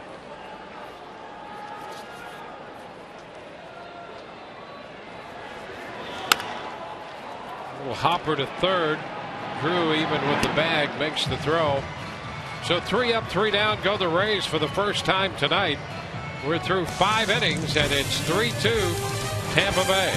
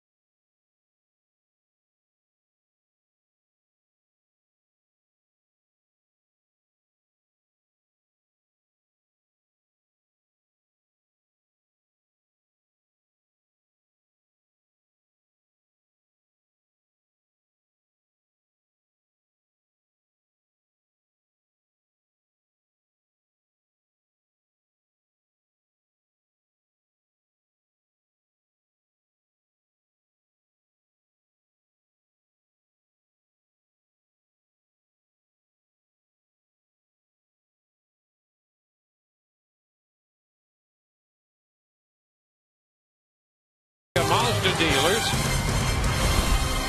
Through 5, the Rays hold a 3-2 lead. Each team with 7 hits tonight. And that'll be it for Nathan Carnes. 92 pitches for Carnes. 5 innings, 7 hits, 2 runs, both in the first. He walked 2 and struck out 6. And departs with a 3-2 lead. Yeah, good job battling tonight. Wasn't easy for Nathan Carnes, but you know, sometimes it's not going to be. And so when you're able to get through 5 innings with just 2 earned runs, 6 strikeouts, you leave the ball game, your team is in the lead. Well, you've done your job here tonight. And a big chest bump to Kevin Kiermaier. Xavier Cedeno on the hill now for the Rays to face the left-handed bat of Stephen Drew, and he throws him a strike. 8th appearance for Cedeno.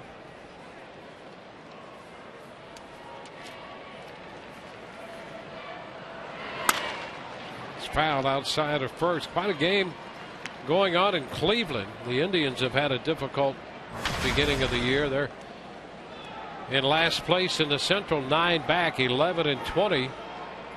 But they're getting a great job from Corey Kluber tonight. He has 18 strikeouts through 8 against the Cardinals and leads 2-0. Indians scored 2 in the first. That's been all the scoring. Cardinals have just 1 hit. Well, we saw what Kluber was capable of last year, winning hardware. He's still looking for his first win this year. They get it tonight. 2-2 the count on Drew. Well, we saw him right at the end of the year against Cleveland, and just he was on a mission last year. Johnny Peralta got the only hit off him so far. That came in the 7th inning. No walks in that game either. High pop up, and Wilson's out there to make the catch out from behind the plate. Boy, that is not an easy play. No. And no. I mean, listen, the way that they had a lot of fronts. Yeah, I can't. There's so many ways to dissect this. We don't even have time for it. But no infielders were going to get there. It's just straight up. And Bobby Wilson, look how far he's got to go out. I mean, Xavier Cedeno standing there hoping somebody gets there. Well, he was pointing. He was helping, there's no doubt. He is truly one of the pitchers that have actually paid attention to where the coaching staff has said, we do not want you around pop-ups. Just get out of the way. He had no interest in that. Yep. One strike to count to Jose Pirela. He chases this one 0-2. Kluber's now out of the game, and Cody Allen is in there in the 9th inning. Last time we looked, Kluber had 113 pitches through 8, giving up 1 hit, 18 strikeouts. It's in the hands of Cody Allen. You come out of that game. No way. No way. 1-2 pitch in the dirt. Listen, when this whole pitch count thing started coming up, we went back and looked at some of the starts back in the day. Oh, yeah. They were letting me go. Look at me. I'm no imposing figure. $137, 136. Turned out to be our good fortune. That's why you're here. Yeah, it did probably speed things up a little bit. But after throwing, if you're going to give me a start where you let me throw 137 pitches and I got 18 punch outs with 113, yeah, I ain't coming out. Now, this is a different game now. Yeah. And yes, you certainly understand it, but I'll bet you there was a little bit of, I got 20 in me, 21. Yeah. Mm-hmm. You'd love to hit that. You never probably get a chance at that again. Yeah. It is different. There's no question about that. Ground ball short. That skips by Cabrera. Pirela, big turn. Man, he's very aggressive turn around first.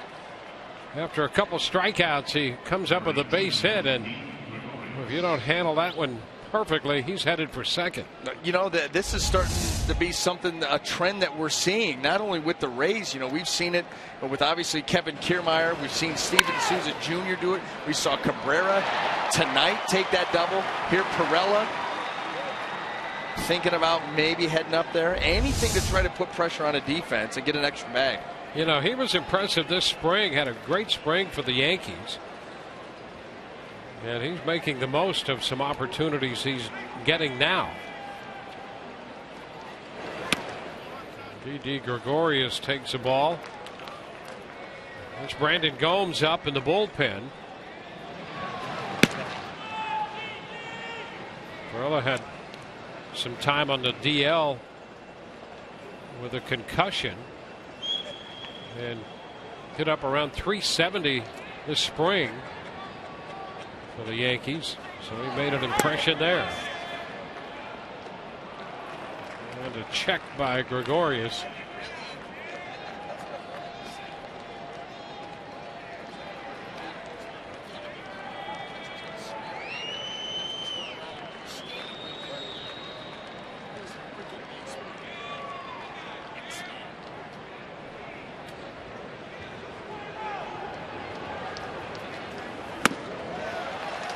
Two and one.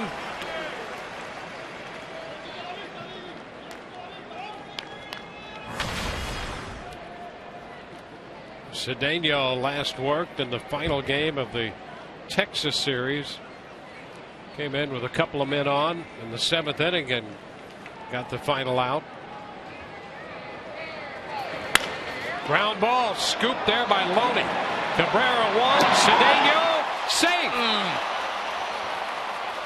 Rays could not turn to double play. Cedeno got over there trying to complete it on the back end.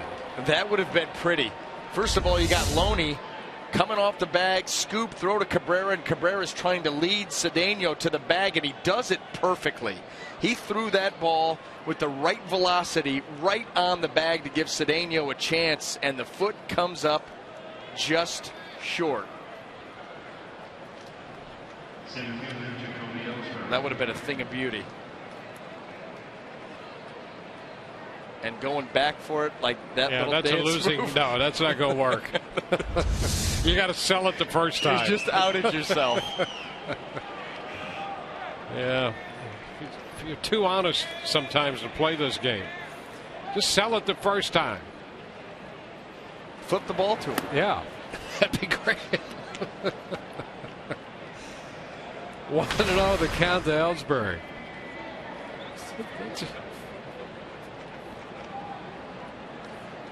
Ellsbury with a walk and a base hit. Rays got him on a fly ball to left the last time.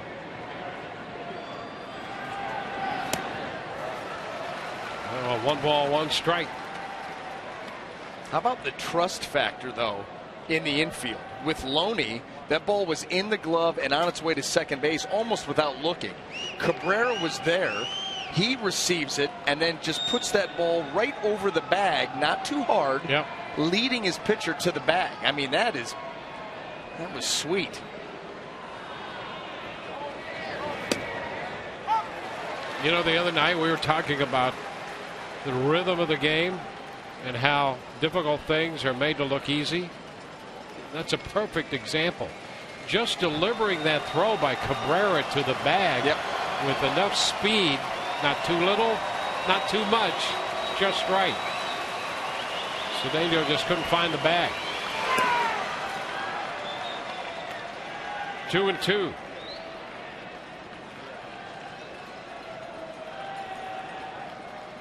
Gregorius, the runner at first base.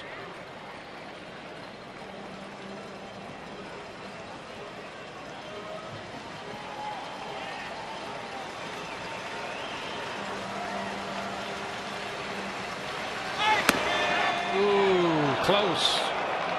The count is full to Ellsbury. So that means Gregorius will be off with this next pitch. Yep, wide there. He's given that call, but not quite that far off the plate.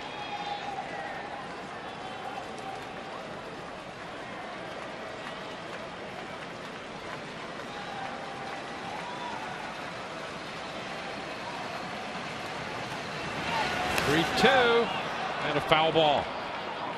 Rays get a break there. Gregorius just keeps running. That's fine. And the plate umpire says, nope, that's a nice little stroll, but you'll have to go back to first. But if you don't know, just keep going. That's what Gregorius did. They will let you know when they did. Here, obviously, ball 4. Look at that, off the dirt, off the bat.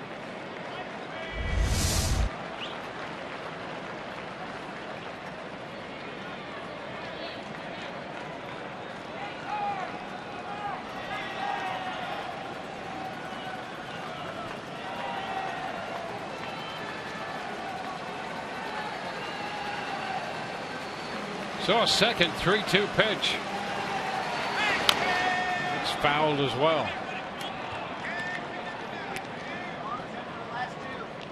Blue Jays batting in the top of the 7th in Baltimore, trailing the Orioles 5-0. Indians get the win over the Cardinals 2-0. Allen got the save.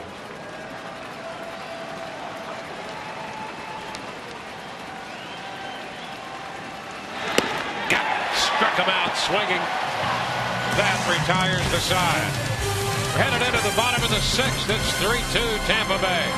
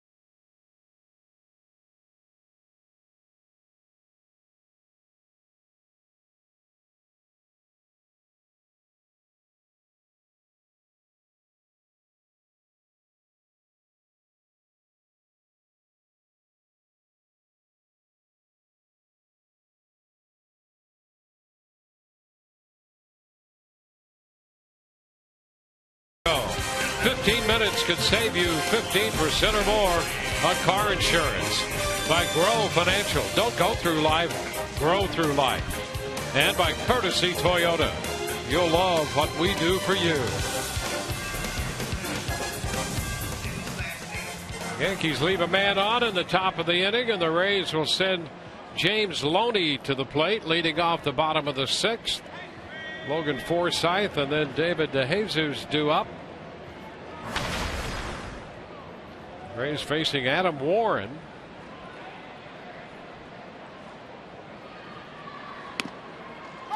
First pitch is a strike.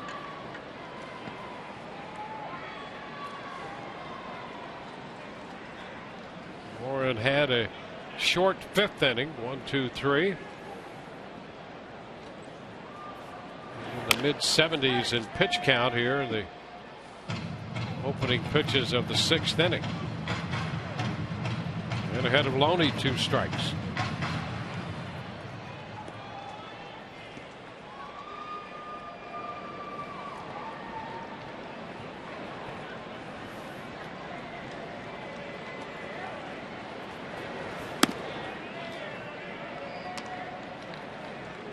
It's a ball, 2 strikes.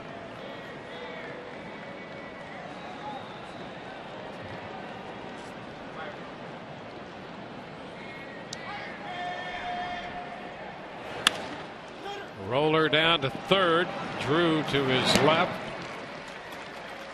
One away here in the 6th. Right now, let's once again check in with Rich and Emily.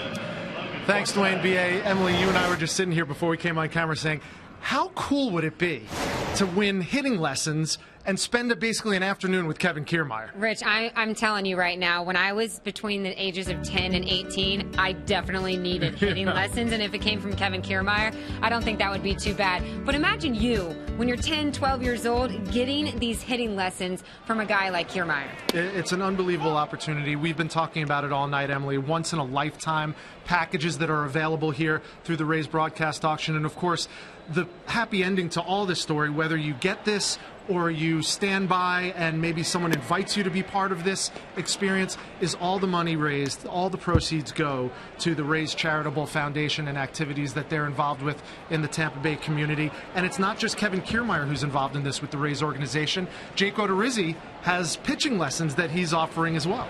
And Rich, we were talking about, this isn't just any pitcher. He's one of the best pitchers in the league right now. I mean, getting pitching lessons from him, and like you said, this money is going to a good cause. They keep coming in here. Good thing they're writing on a whiteboard because the numbers are going up. You guys need to go and bid on these auctions. There are so many great opportunities here. Last time I checked, let's see, it is 9 o'clock. That means we're under an hour to go before this broadcast auction closes. And if you want to learn from one of the best young pitchers in baseball, like you mentioned, Jake Odorizzi, I spoke to him in the clubhouse this afternoon before the game, and he said, I can't wait to find out who wins this because he's a kid at heart himself. Both of them are. I was just talking to you, too, about Kevin Kiermaier. When he's taking BP before the game, this guy's dancing. He's swinging the bat around. I'm sure that they're going to put some jams on at the trot for you guys during the lesson. I mean, that's a no-brainer. Yeah, it'll be a fun time. You'll get tickets to the game, field passes before the game as well.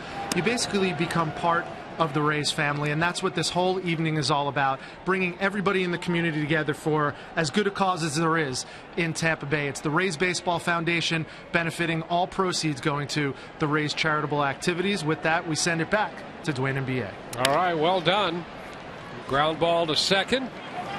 DeJesus is out. The Rays are up and down 1, 2, 3. We go to the 7th, 3-2 Rays.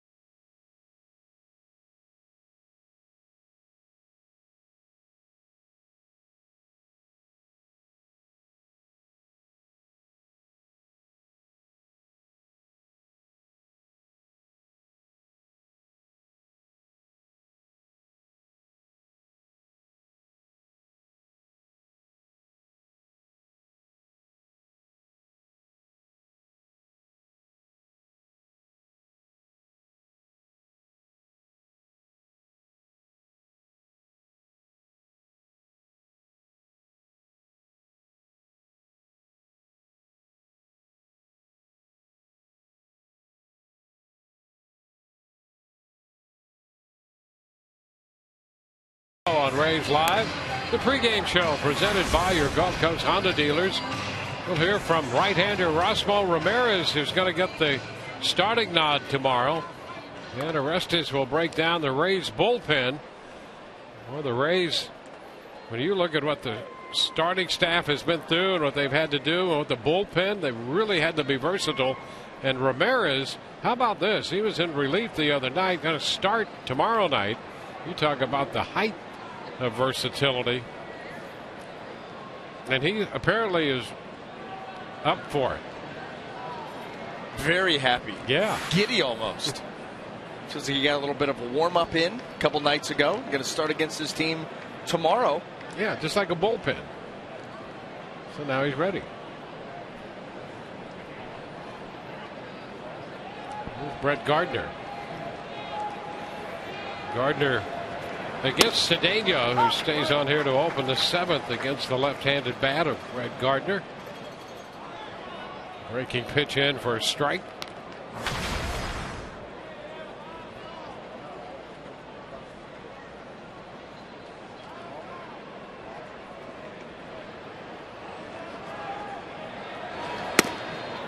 Upstairs.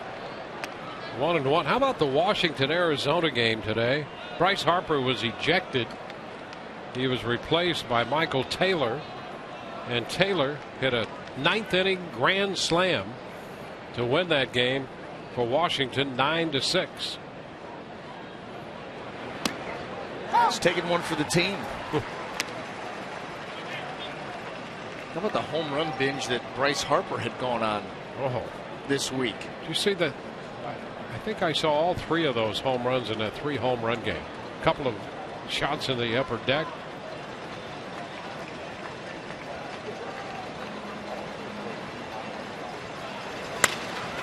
Ground ball shortstop. Cabrera fires to first to get the speedy Gardner. 1 out in the 7th.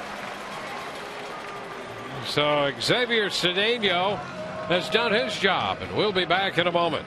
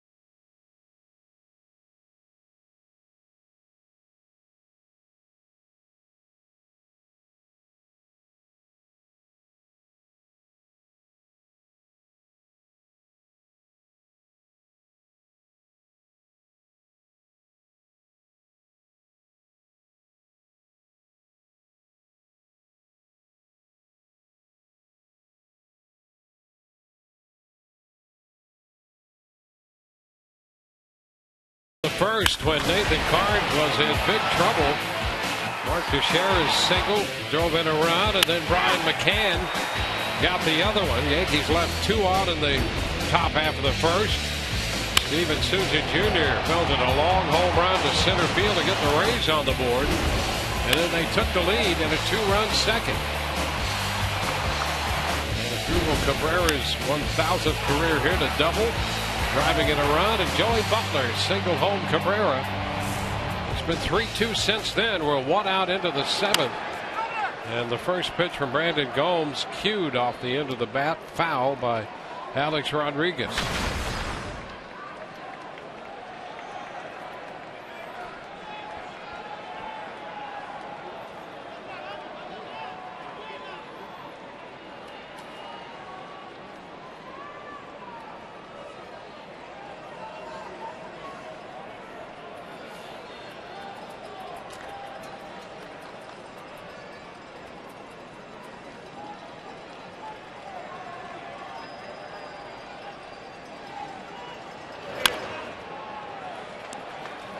2 strikes to Rodriguez.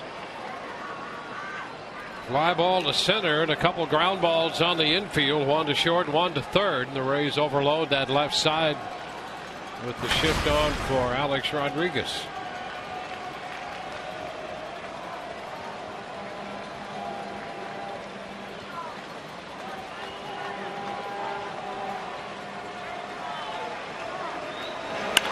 Line drive out of the reach of Cabrera and into left. Rodriguez is aboard. But how about the velocity of the baseball coming off the bat of Alex Rodriguez here? Just kind of a 2-out, go down and get it swing, and that ball absolutely rocketed. Cabrera, valiant effort.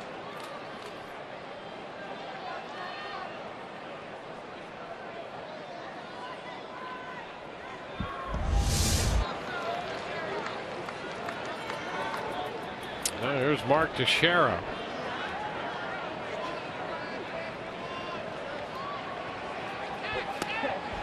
Strike 1.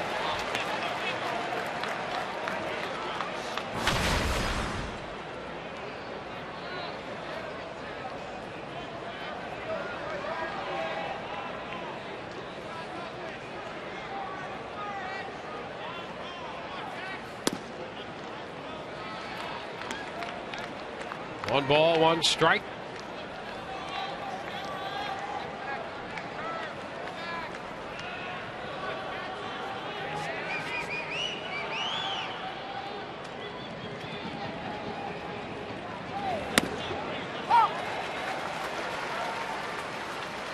One ball, 2 strikes.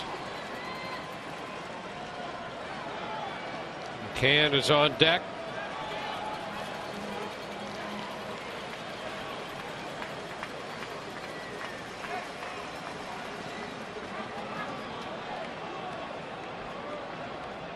Wilson walking that pitch in the dirt.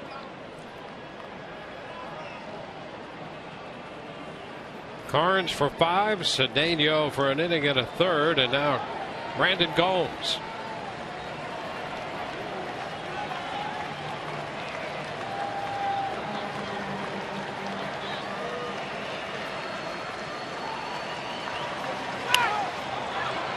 First appearance for Gomes in this series. First time out since Saturday against Texas. Gave up a couple of hits in an inning there, but no runs. Here's Rodriguez at first with 1 out in the 7th.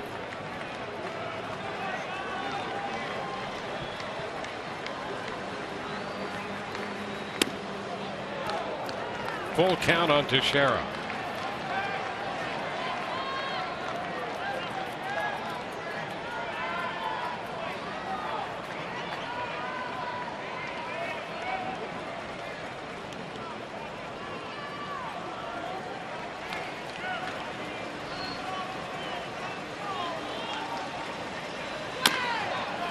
Foul ball off his foot. Do it again on 3 and 2. The hit for Alex Rodriguez was the first he has picked up off Gomes, giving him 1 for 6 off Gomes. Teixeira, who's up here with a full count against the Rays right-hander, is 1 for 5 lifetime.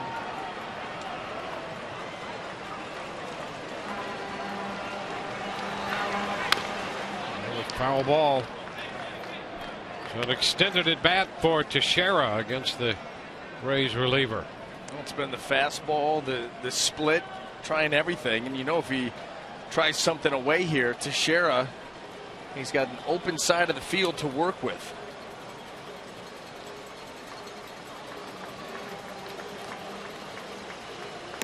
He got him. Struck him out with a fastball. Tell you what, these 90, 91 mile an hour fastballs have just been lighting guys up here tonight. That's why you talk about the swing not matching the velocity. This is the swing of a pitch that's, you know, 93, 95. Just tardy. And that's after he's seen a few. But I'll tell you, when you have an uppercut swing like that, it's in the strike zone and out of the strike zone so quick that your contact point is tiny. I mean, you've got to be precise. That's why there's holes in that swing. There's Brian McCann, the catcher. Strike on the inner part. Breaking ball there.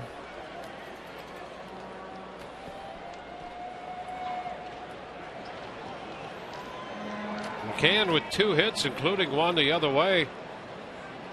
His last time up. Fastball here. Breaking ball and a fastball, and the count's 0-2.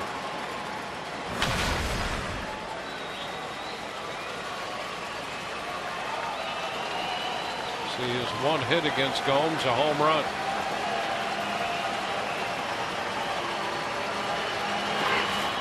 Low, Wilson can't find it. And Rodriguez will move up to second on a wild pitch. Well, far enough away from Wilson, this split, that Alex Rodriguez is able to head out to second base. Off the wrist, off the chest protector, and now the trouble with the locating of it. That home run McCann hit off Gomes was at Yankee Stadium. Hit a fastball into the stands in right field there. 1-2 upstairs with a fastball. Takes it to 2-2.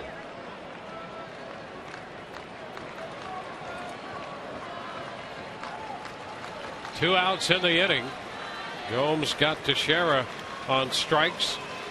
He's 2-2 with McCann. Hot shot foul outside of first.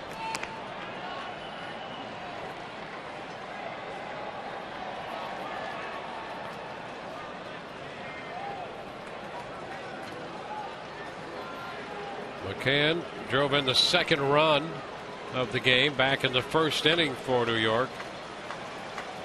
He came against the Rays starter Nathan Carnes. 2-2 again. He got him. Struck him out.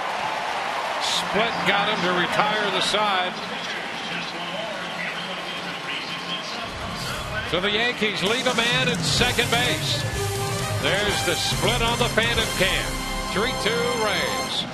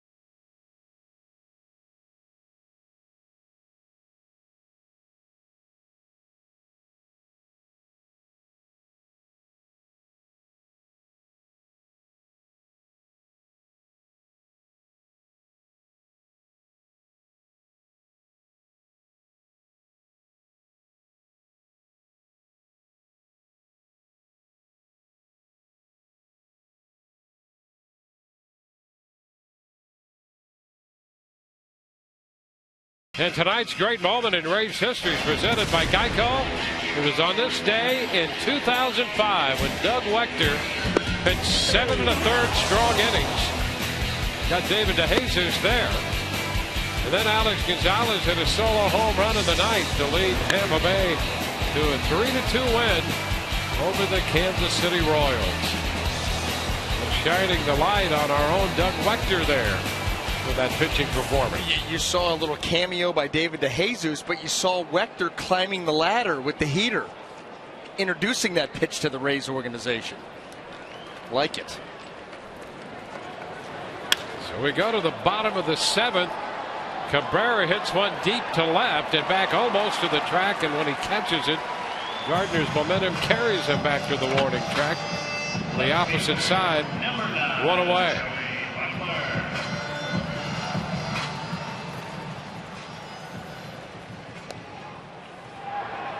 Jason Shreve in the bullpen.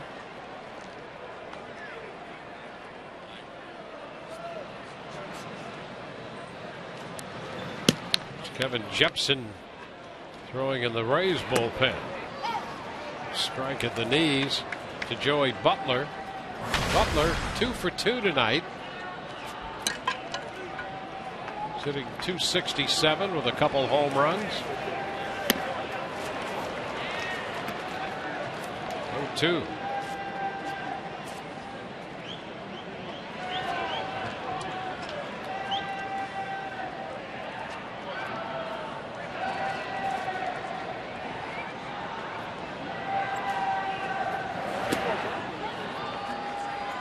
Ball 2 strikes.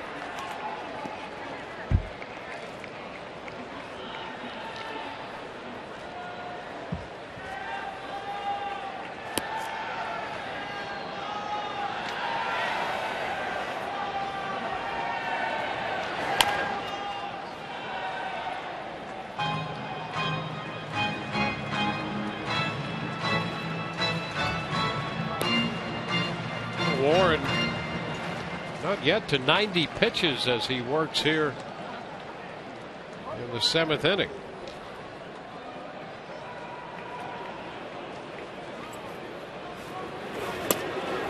And he strikes out Butler.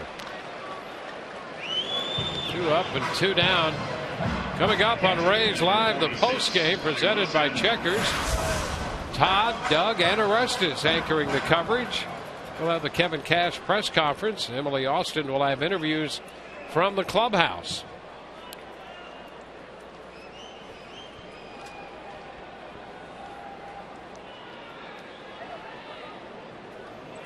Bobby Wilson. Pitch low and away. 1 ball, no strikes.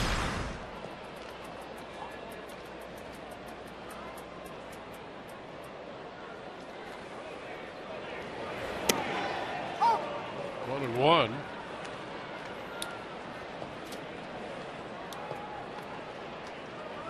Warren has walked only 1. The Rays have 3 runs, 7 hits off him. 2-1.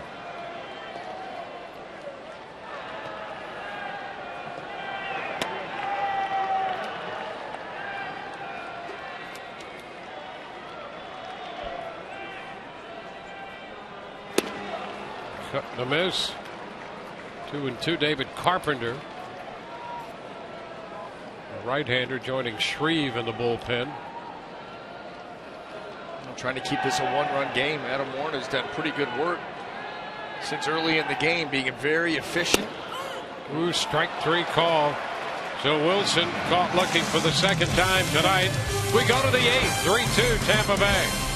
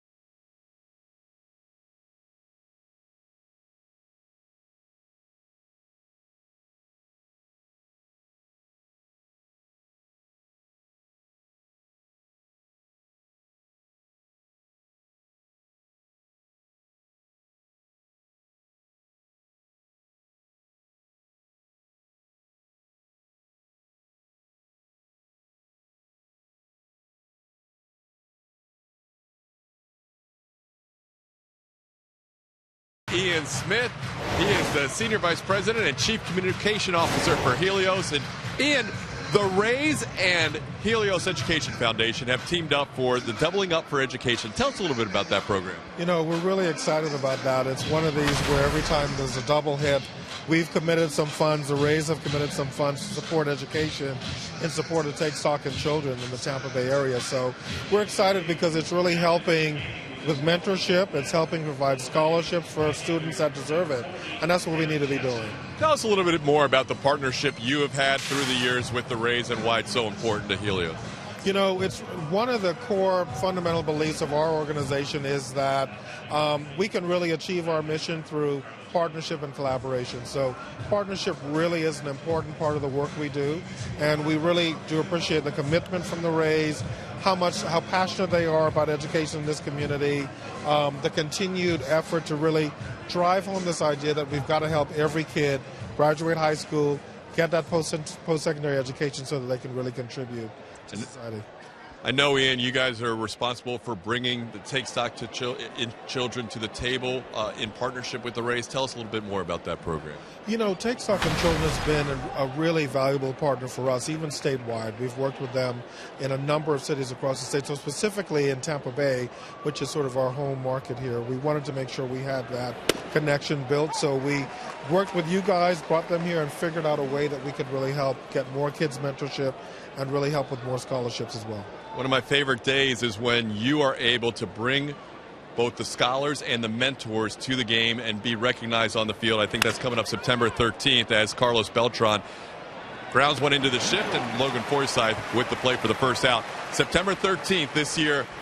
I know it's an important day for the Rays and for Helios. Yeah, that's always a good day to actually see some of those students that have really been impacted by the program and to see the mentors, because that's so important as well. And we want to remind folks that they could really support this whole effort by being mentors and supporting some of these kids, because it's not just the financial scholarships. They need the mentorship support as well. Ian, thanks for the time. All right, thank you. Guys, the Rays and Helios teaming up for Take Stock in Children. Quite a program. Back to you. All right, thank you for the insight and the update. One out here in the 8th. Beltran out second to first on a little ground ball into short right field, handled quickly by Forsythe. Quick study. Yes, he is. Kevin Jepson in the game on the hill for the Rays, facing Stephen Drew. That is ball 2 away, 2-0.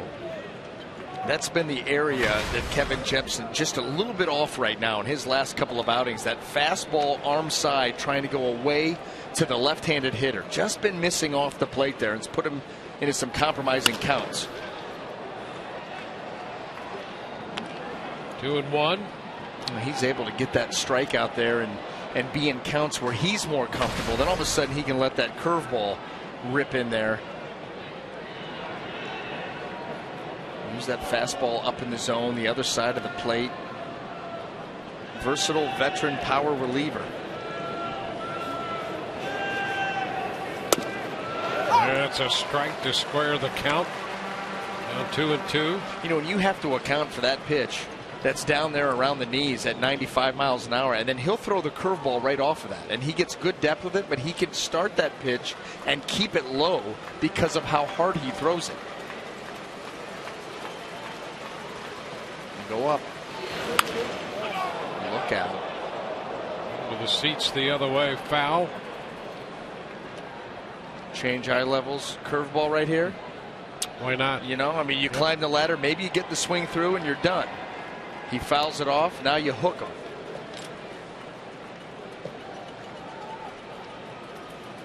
Jepson, the 4th Rays pitcher, worked an inning last night. Picked up the win in a 4-2 final. And that hook didn't have as much hook in it as he wanted. Now 3-2. That's Chase Headley on deck. Corella due, but Headley will bat in his place.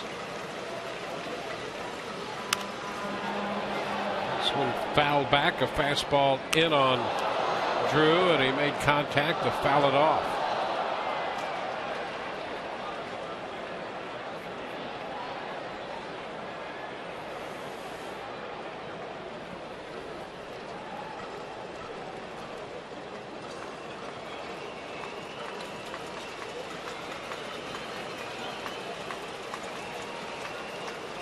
3-2 again. Then he got it. Went up with him and strikes him out swinging.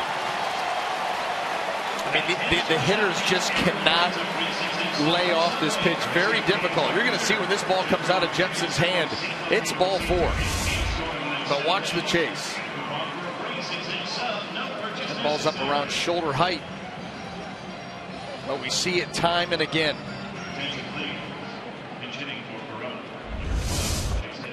Now Headley will hit for Pirela.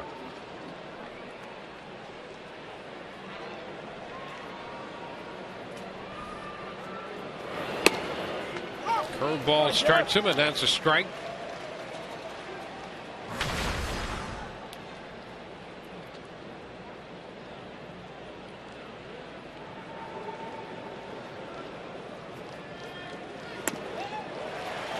Two.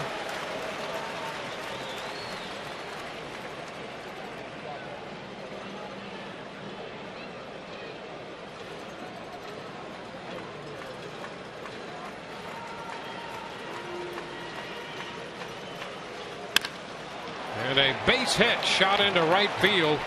An 0-2 fastball in the mid-90s. And Headley is aboard with 2 outs. Kevin Jepson would like to have that pitch back. I think he wants this up. Let's see where Bobby Wilson is setting. He wants that elevated. That's one of the dangers of that pitch. You get it up where you want it, you're going to get the swing through like Steven Drew. If that pitch not quite elevated, sometimes it's right in the swing path.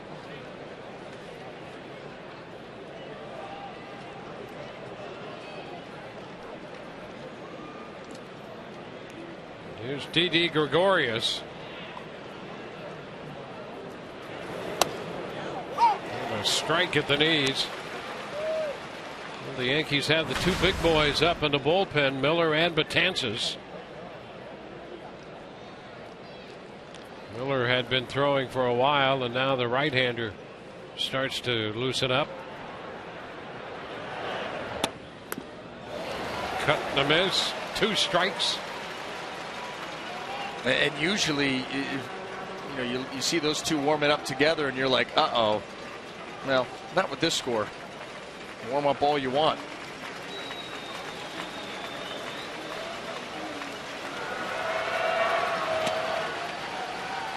Oh, 2. Roller, right side. Forsythe throws out Gregorius. We're headed into the bottom of the 8th. 3-2, Tampa Bay.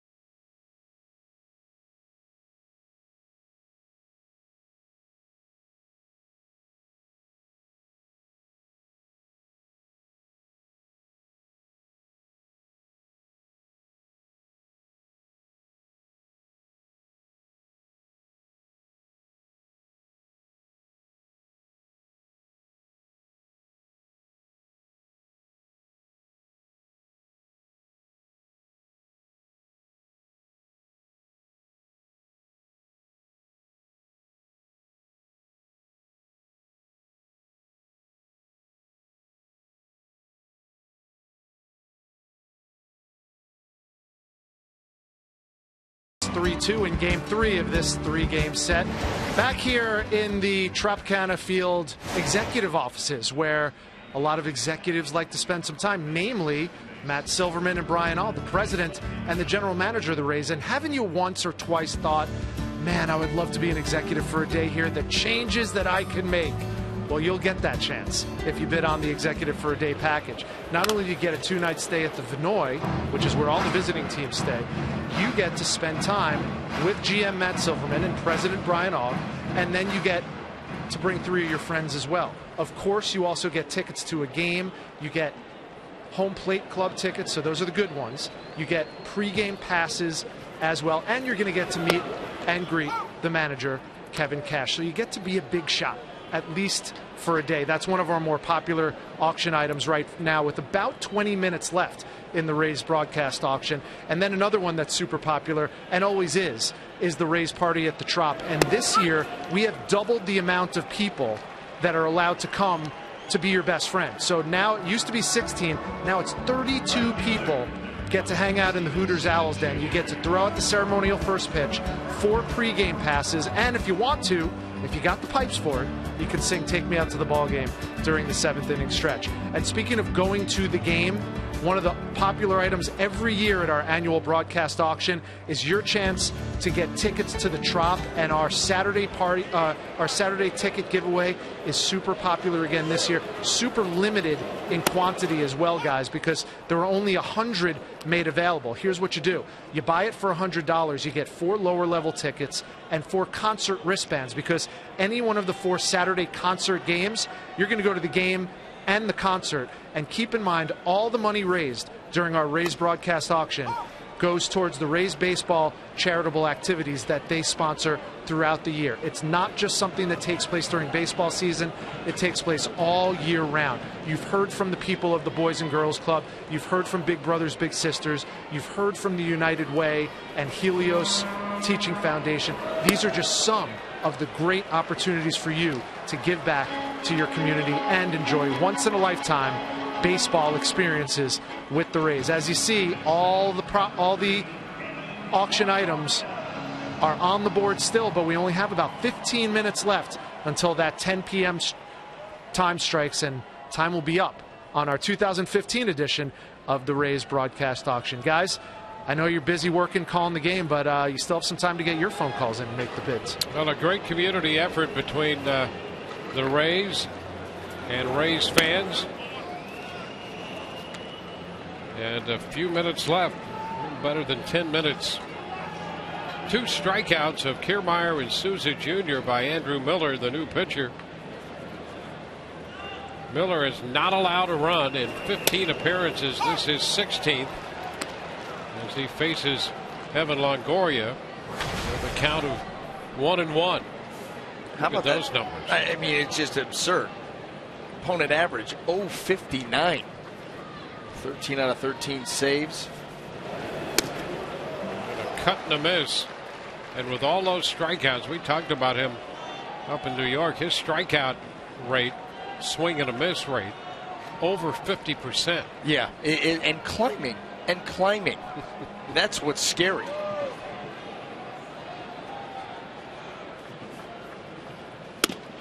And he strikes out Longoria. Miller strikes out the side. We're headed into the 9th. New York will have the top of its order 2 up.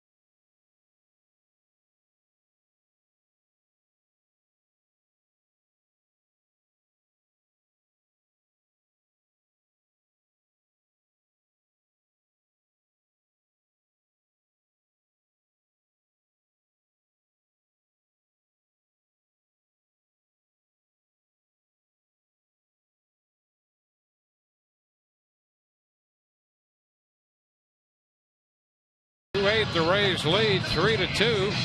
Steven Souza Jr. got the scoring started for the Rays with a first inning home run after New York had scored 2 in the top half of the first. And then the Rays put 2 up on an RBI double by Cabrera and a base hit by Butler, scoring Cabrera to make it 3-2, and it's been that way since. And Brad Boxberger will take over here in the 9th inning. His job to close it out against the top of the order, Ellsbury, Gardner, and Rodriguez. Well, he's been doing pretty well at closing it out this year for the Rays. 9 out of 9 in saves, 18 strikeouts in 13 innings. And we'll see if he can finish this off. Early action. The game settled down. It stayed like this, and Boxberger looking for 3 more outs. Brandon Guyer is in the game in left, replacing Butler. And Boxberger, who worked the 9th inning last night, gave up a hit to Headley and otherwise closed out a 4-2 decision. Leads 3-2 right now, and the first pitch is a strike to Ellsbury.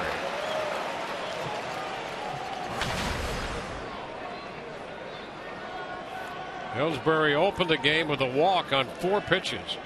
Carnes walked Ellsbury and Gardner on 8 straight pitches. They both scored. Pop fly into left. Guyer is right there in line to make the catch. The leadoff man retired in the 9th.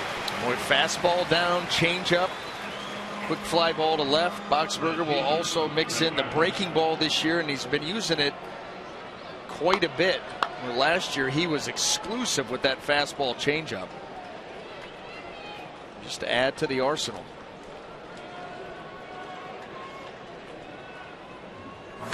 Brett Gardner, after the walk and a run scored, a struck out, hit a fly ball deep to center in the 5th. Sent Kiermaier back to the track. Grounded out short to first in the 7th inning.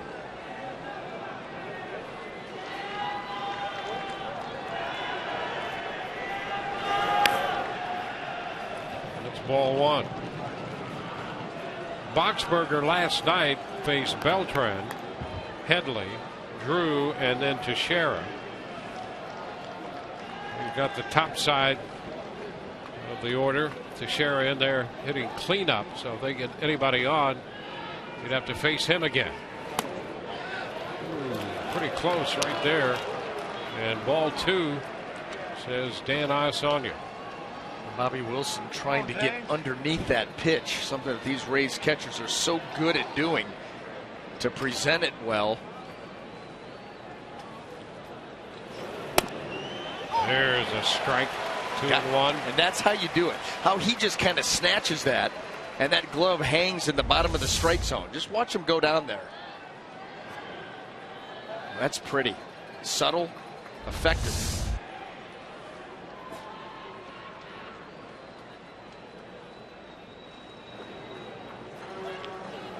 Big cut and a miss on the fastball. Gardner going for it there. And it's 2-2. He's got some juice. We saw the fly ball deep to center tonight. He's going out of center field here. Every once in a while he'll turn it loose, and he's got surprising juice.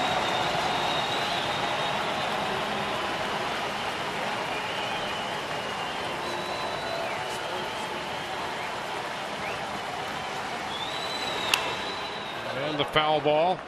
So the count's still 2-2.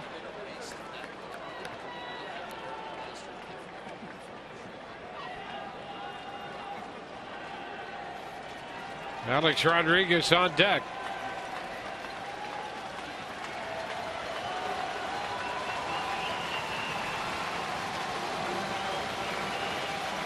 Got it! Struck him out on the fastball.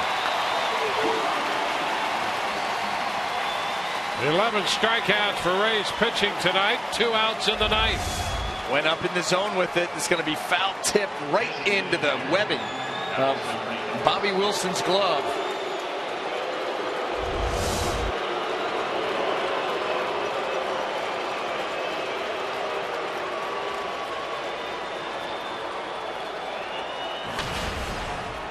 Well, Alex Rodriguez, who singled in the 7th inning, giving him 1 for 4. Bats with 2 outs and the base is empty here in the 9th. first pitch is a strike around the knees. You know, if a catcher goes down, it's similar to the pitch that was called for a strike to Gardner. If he goes down and kind of boxes, pushes that ball down, he doesn't get that call. That's what you mean by those soft, subtle hands. A little bit wide. It's 1-1.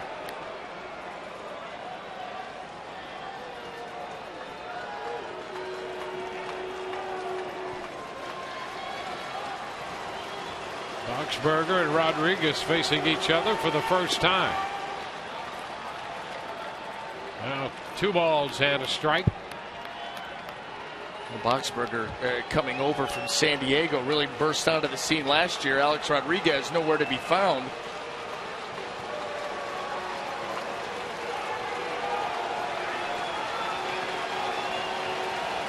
Two and one. Down to a knee. And it's 2-2. Boy, the swings of Gardner and now here Alex Rodriguez. One thought and one thought only. Tie the ball game.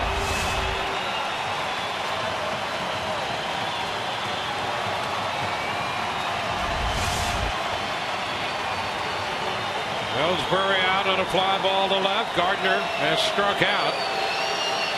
2-2 the count on Alex Rodriguez. Boxberger's pitch, got it! Struck him out on the fastball to end it. A swing and a miss for strike 3. And the Rays take this one 3-2.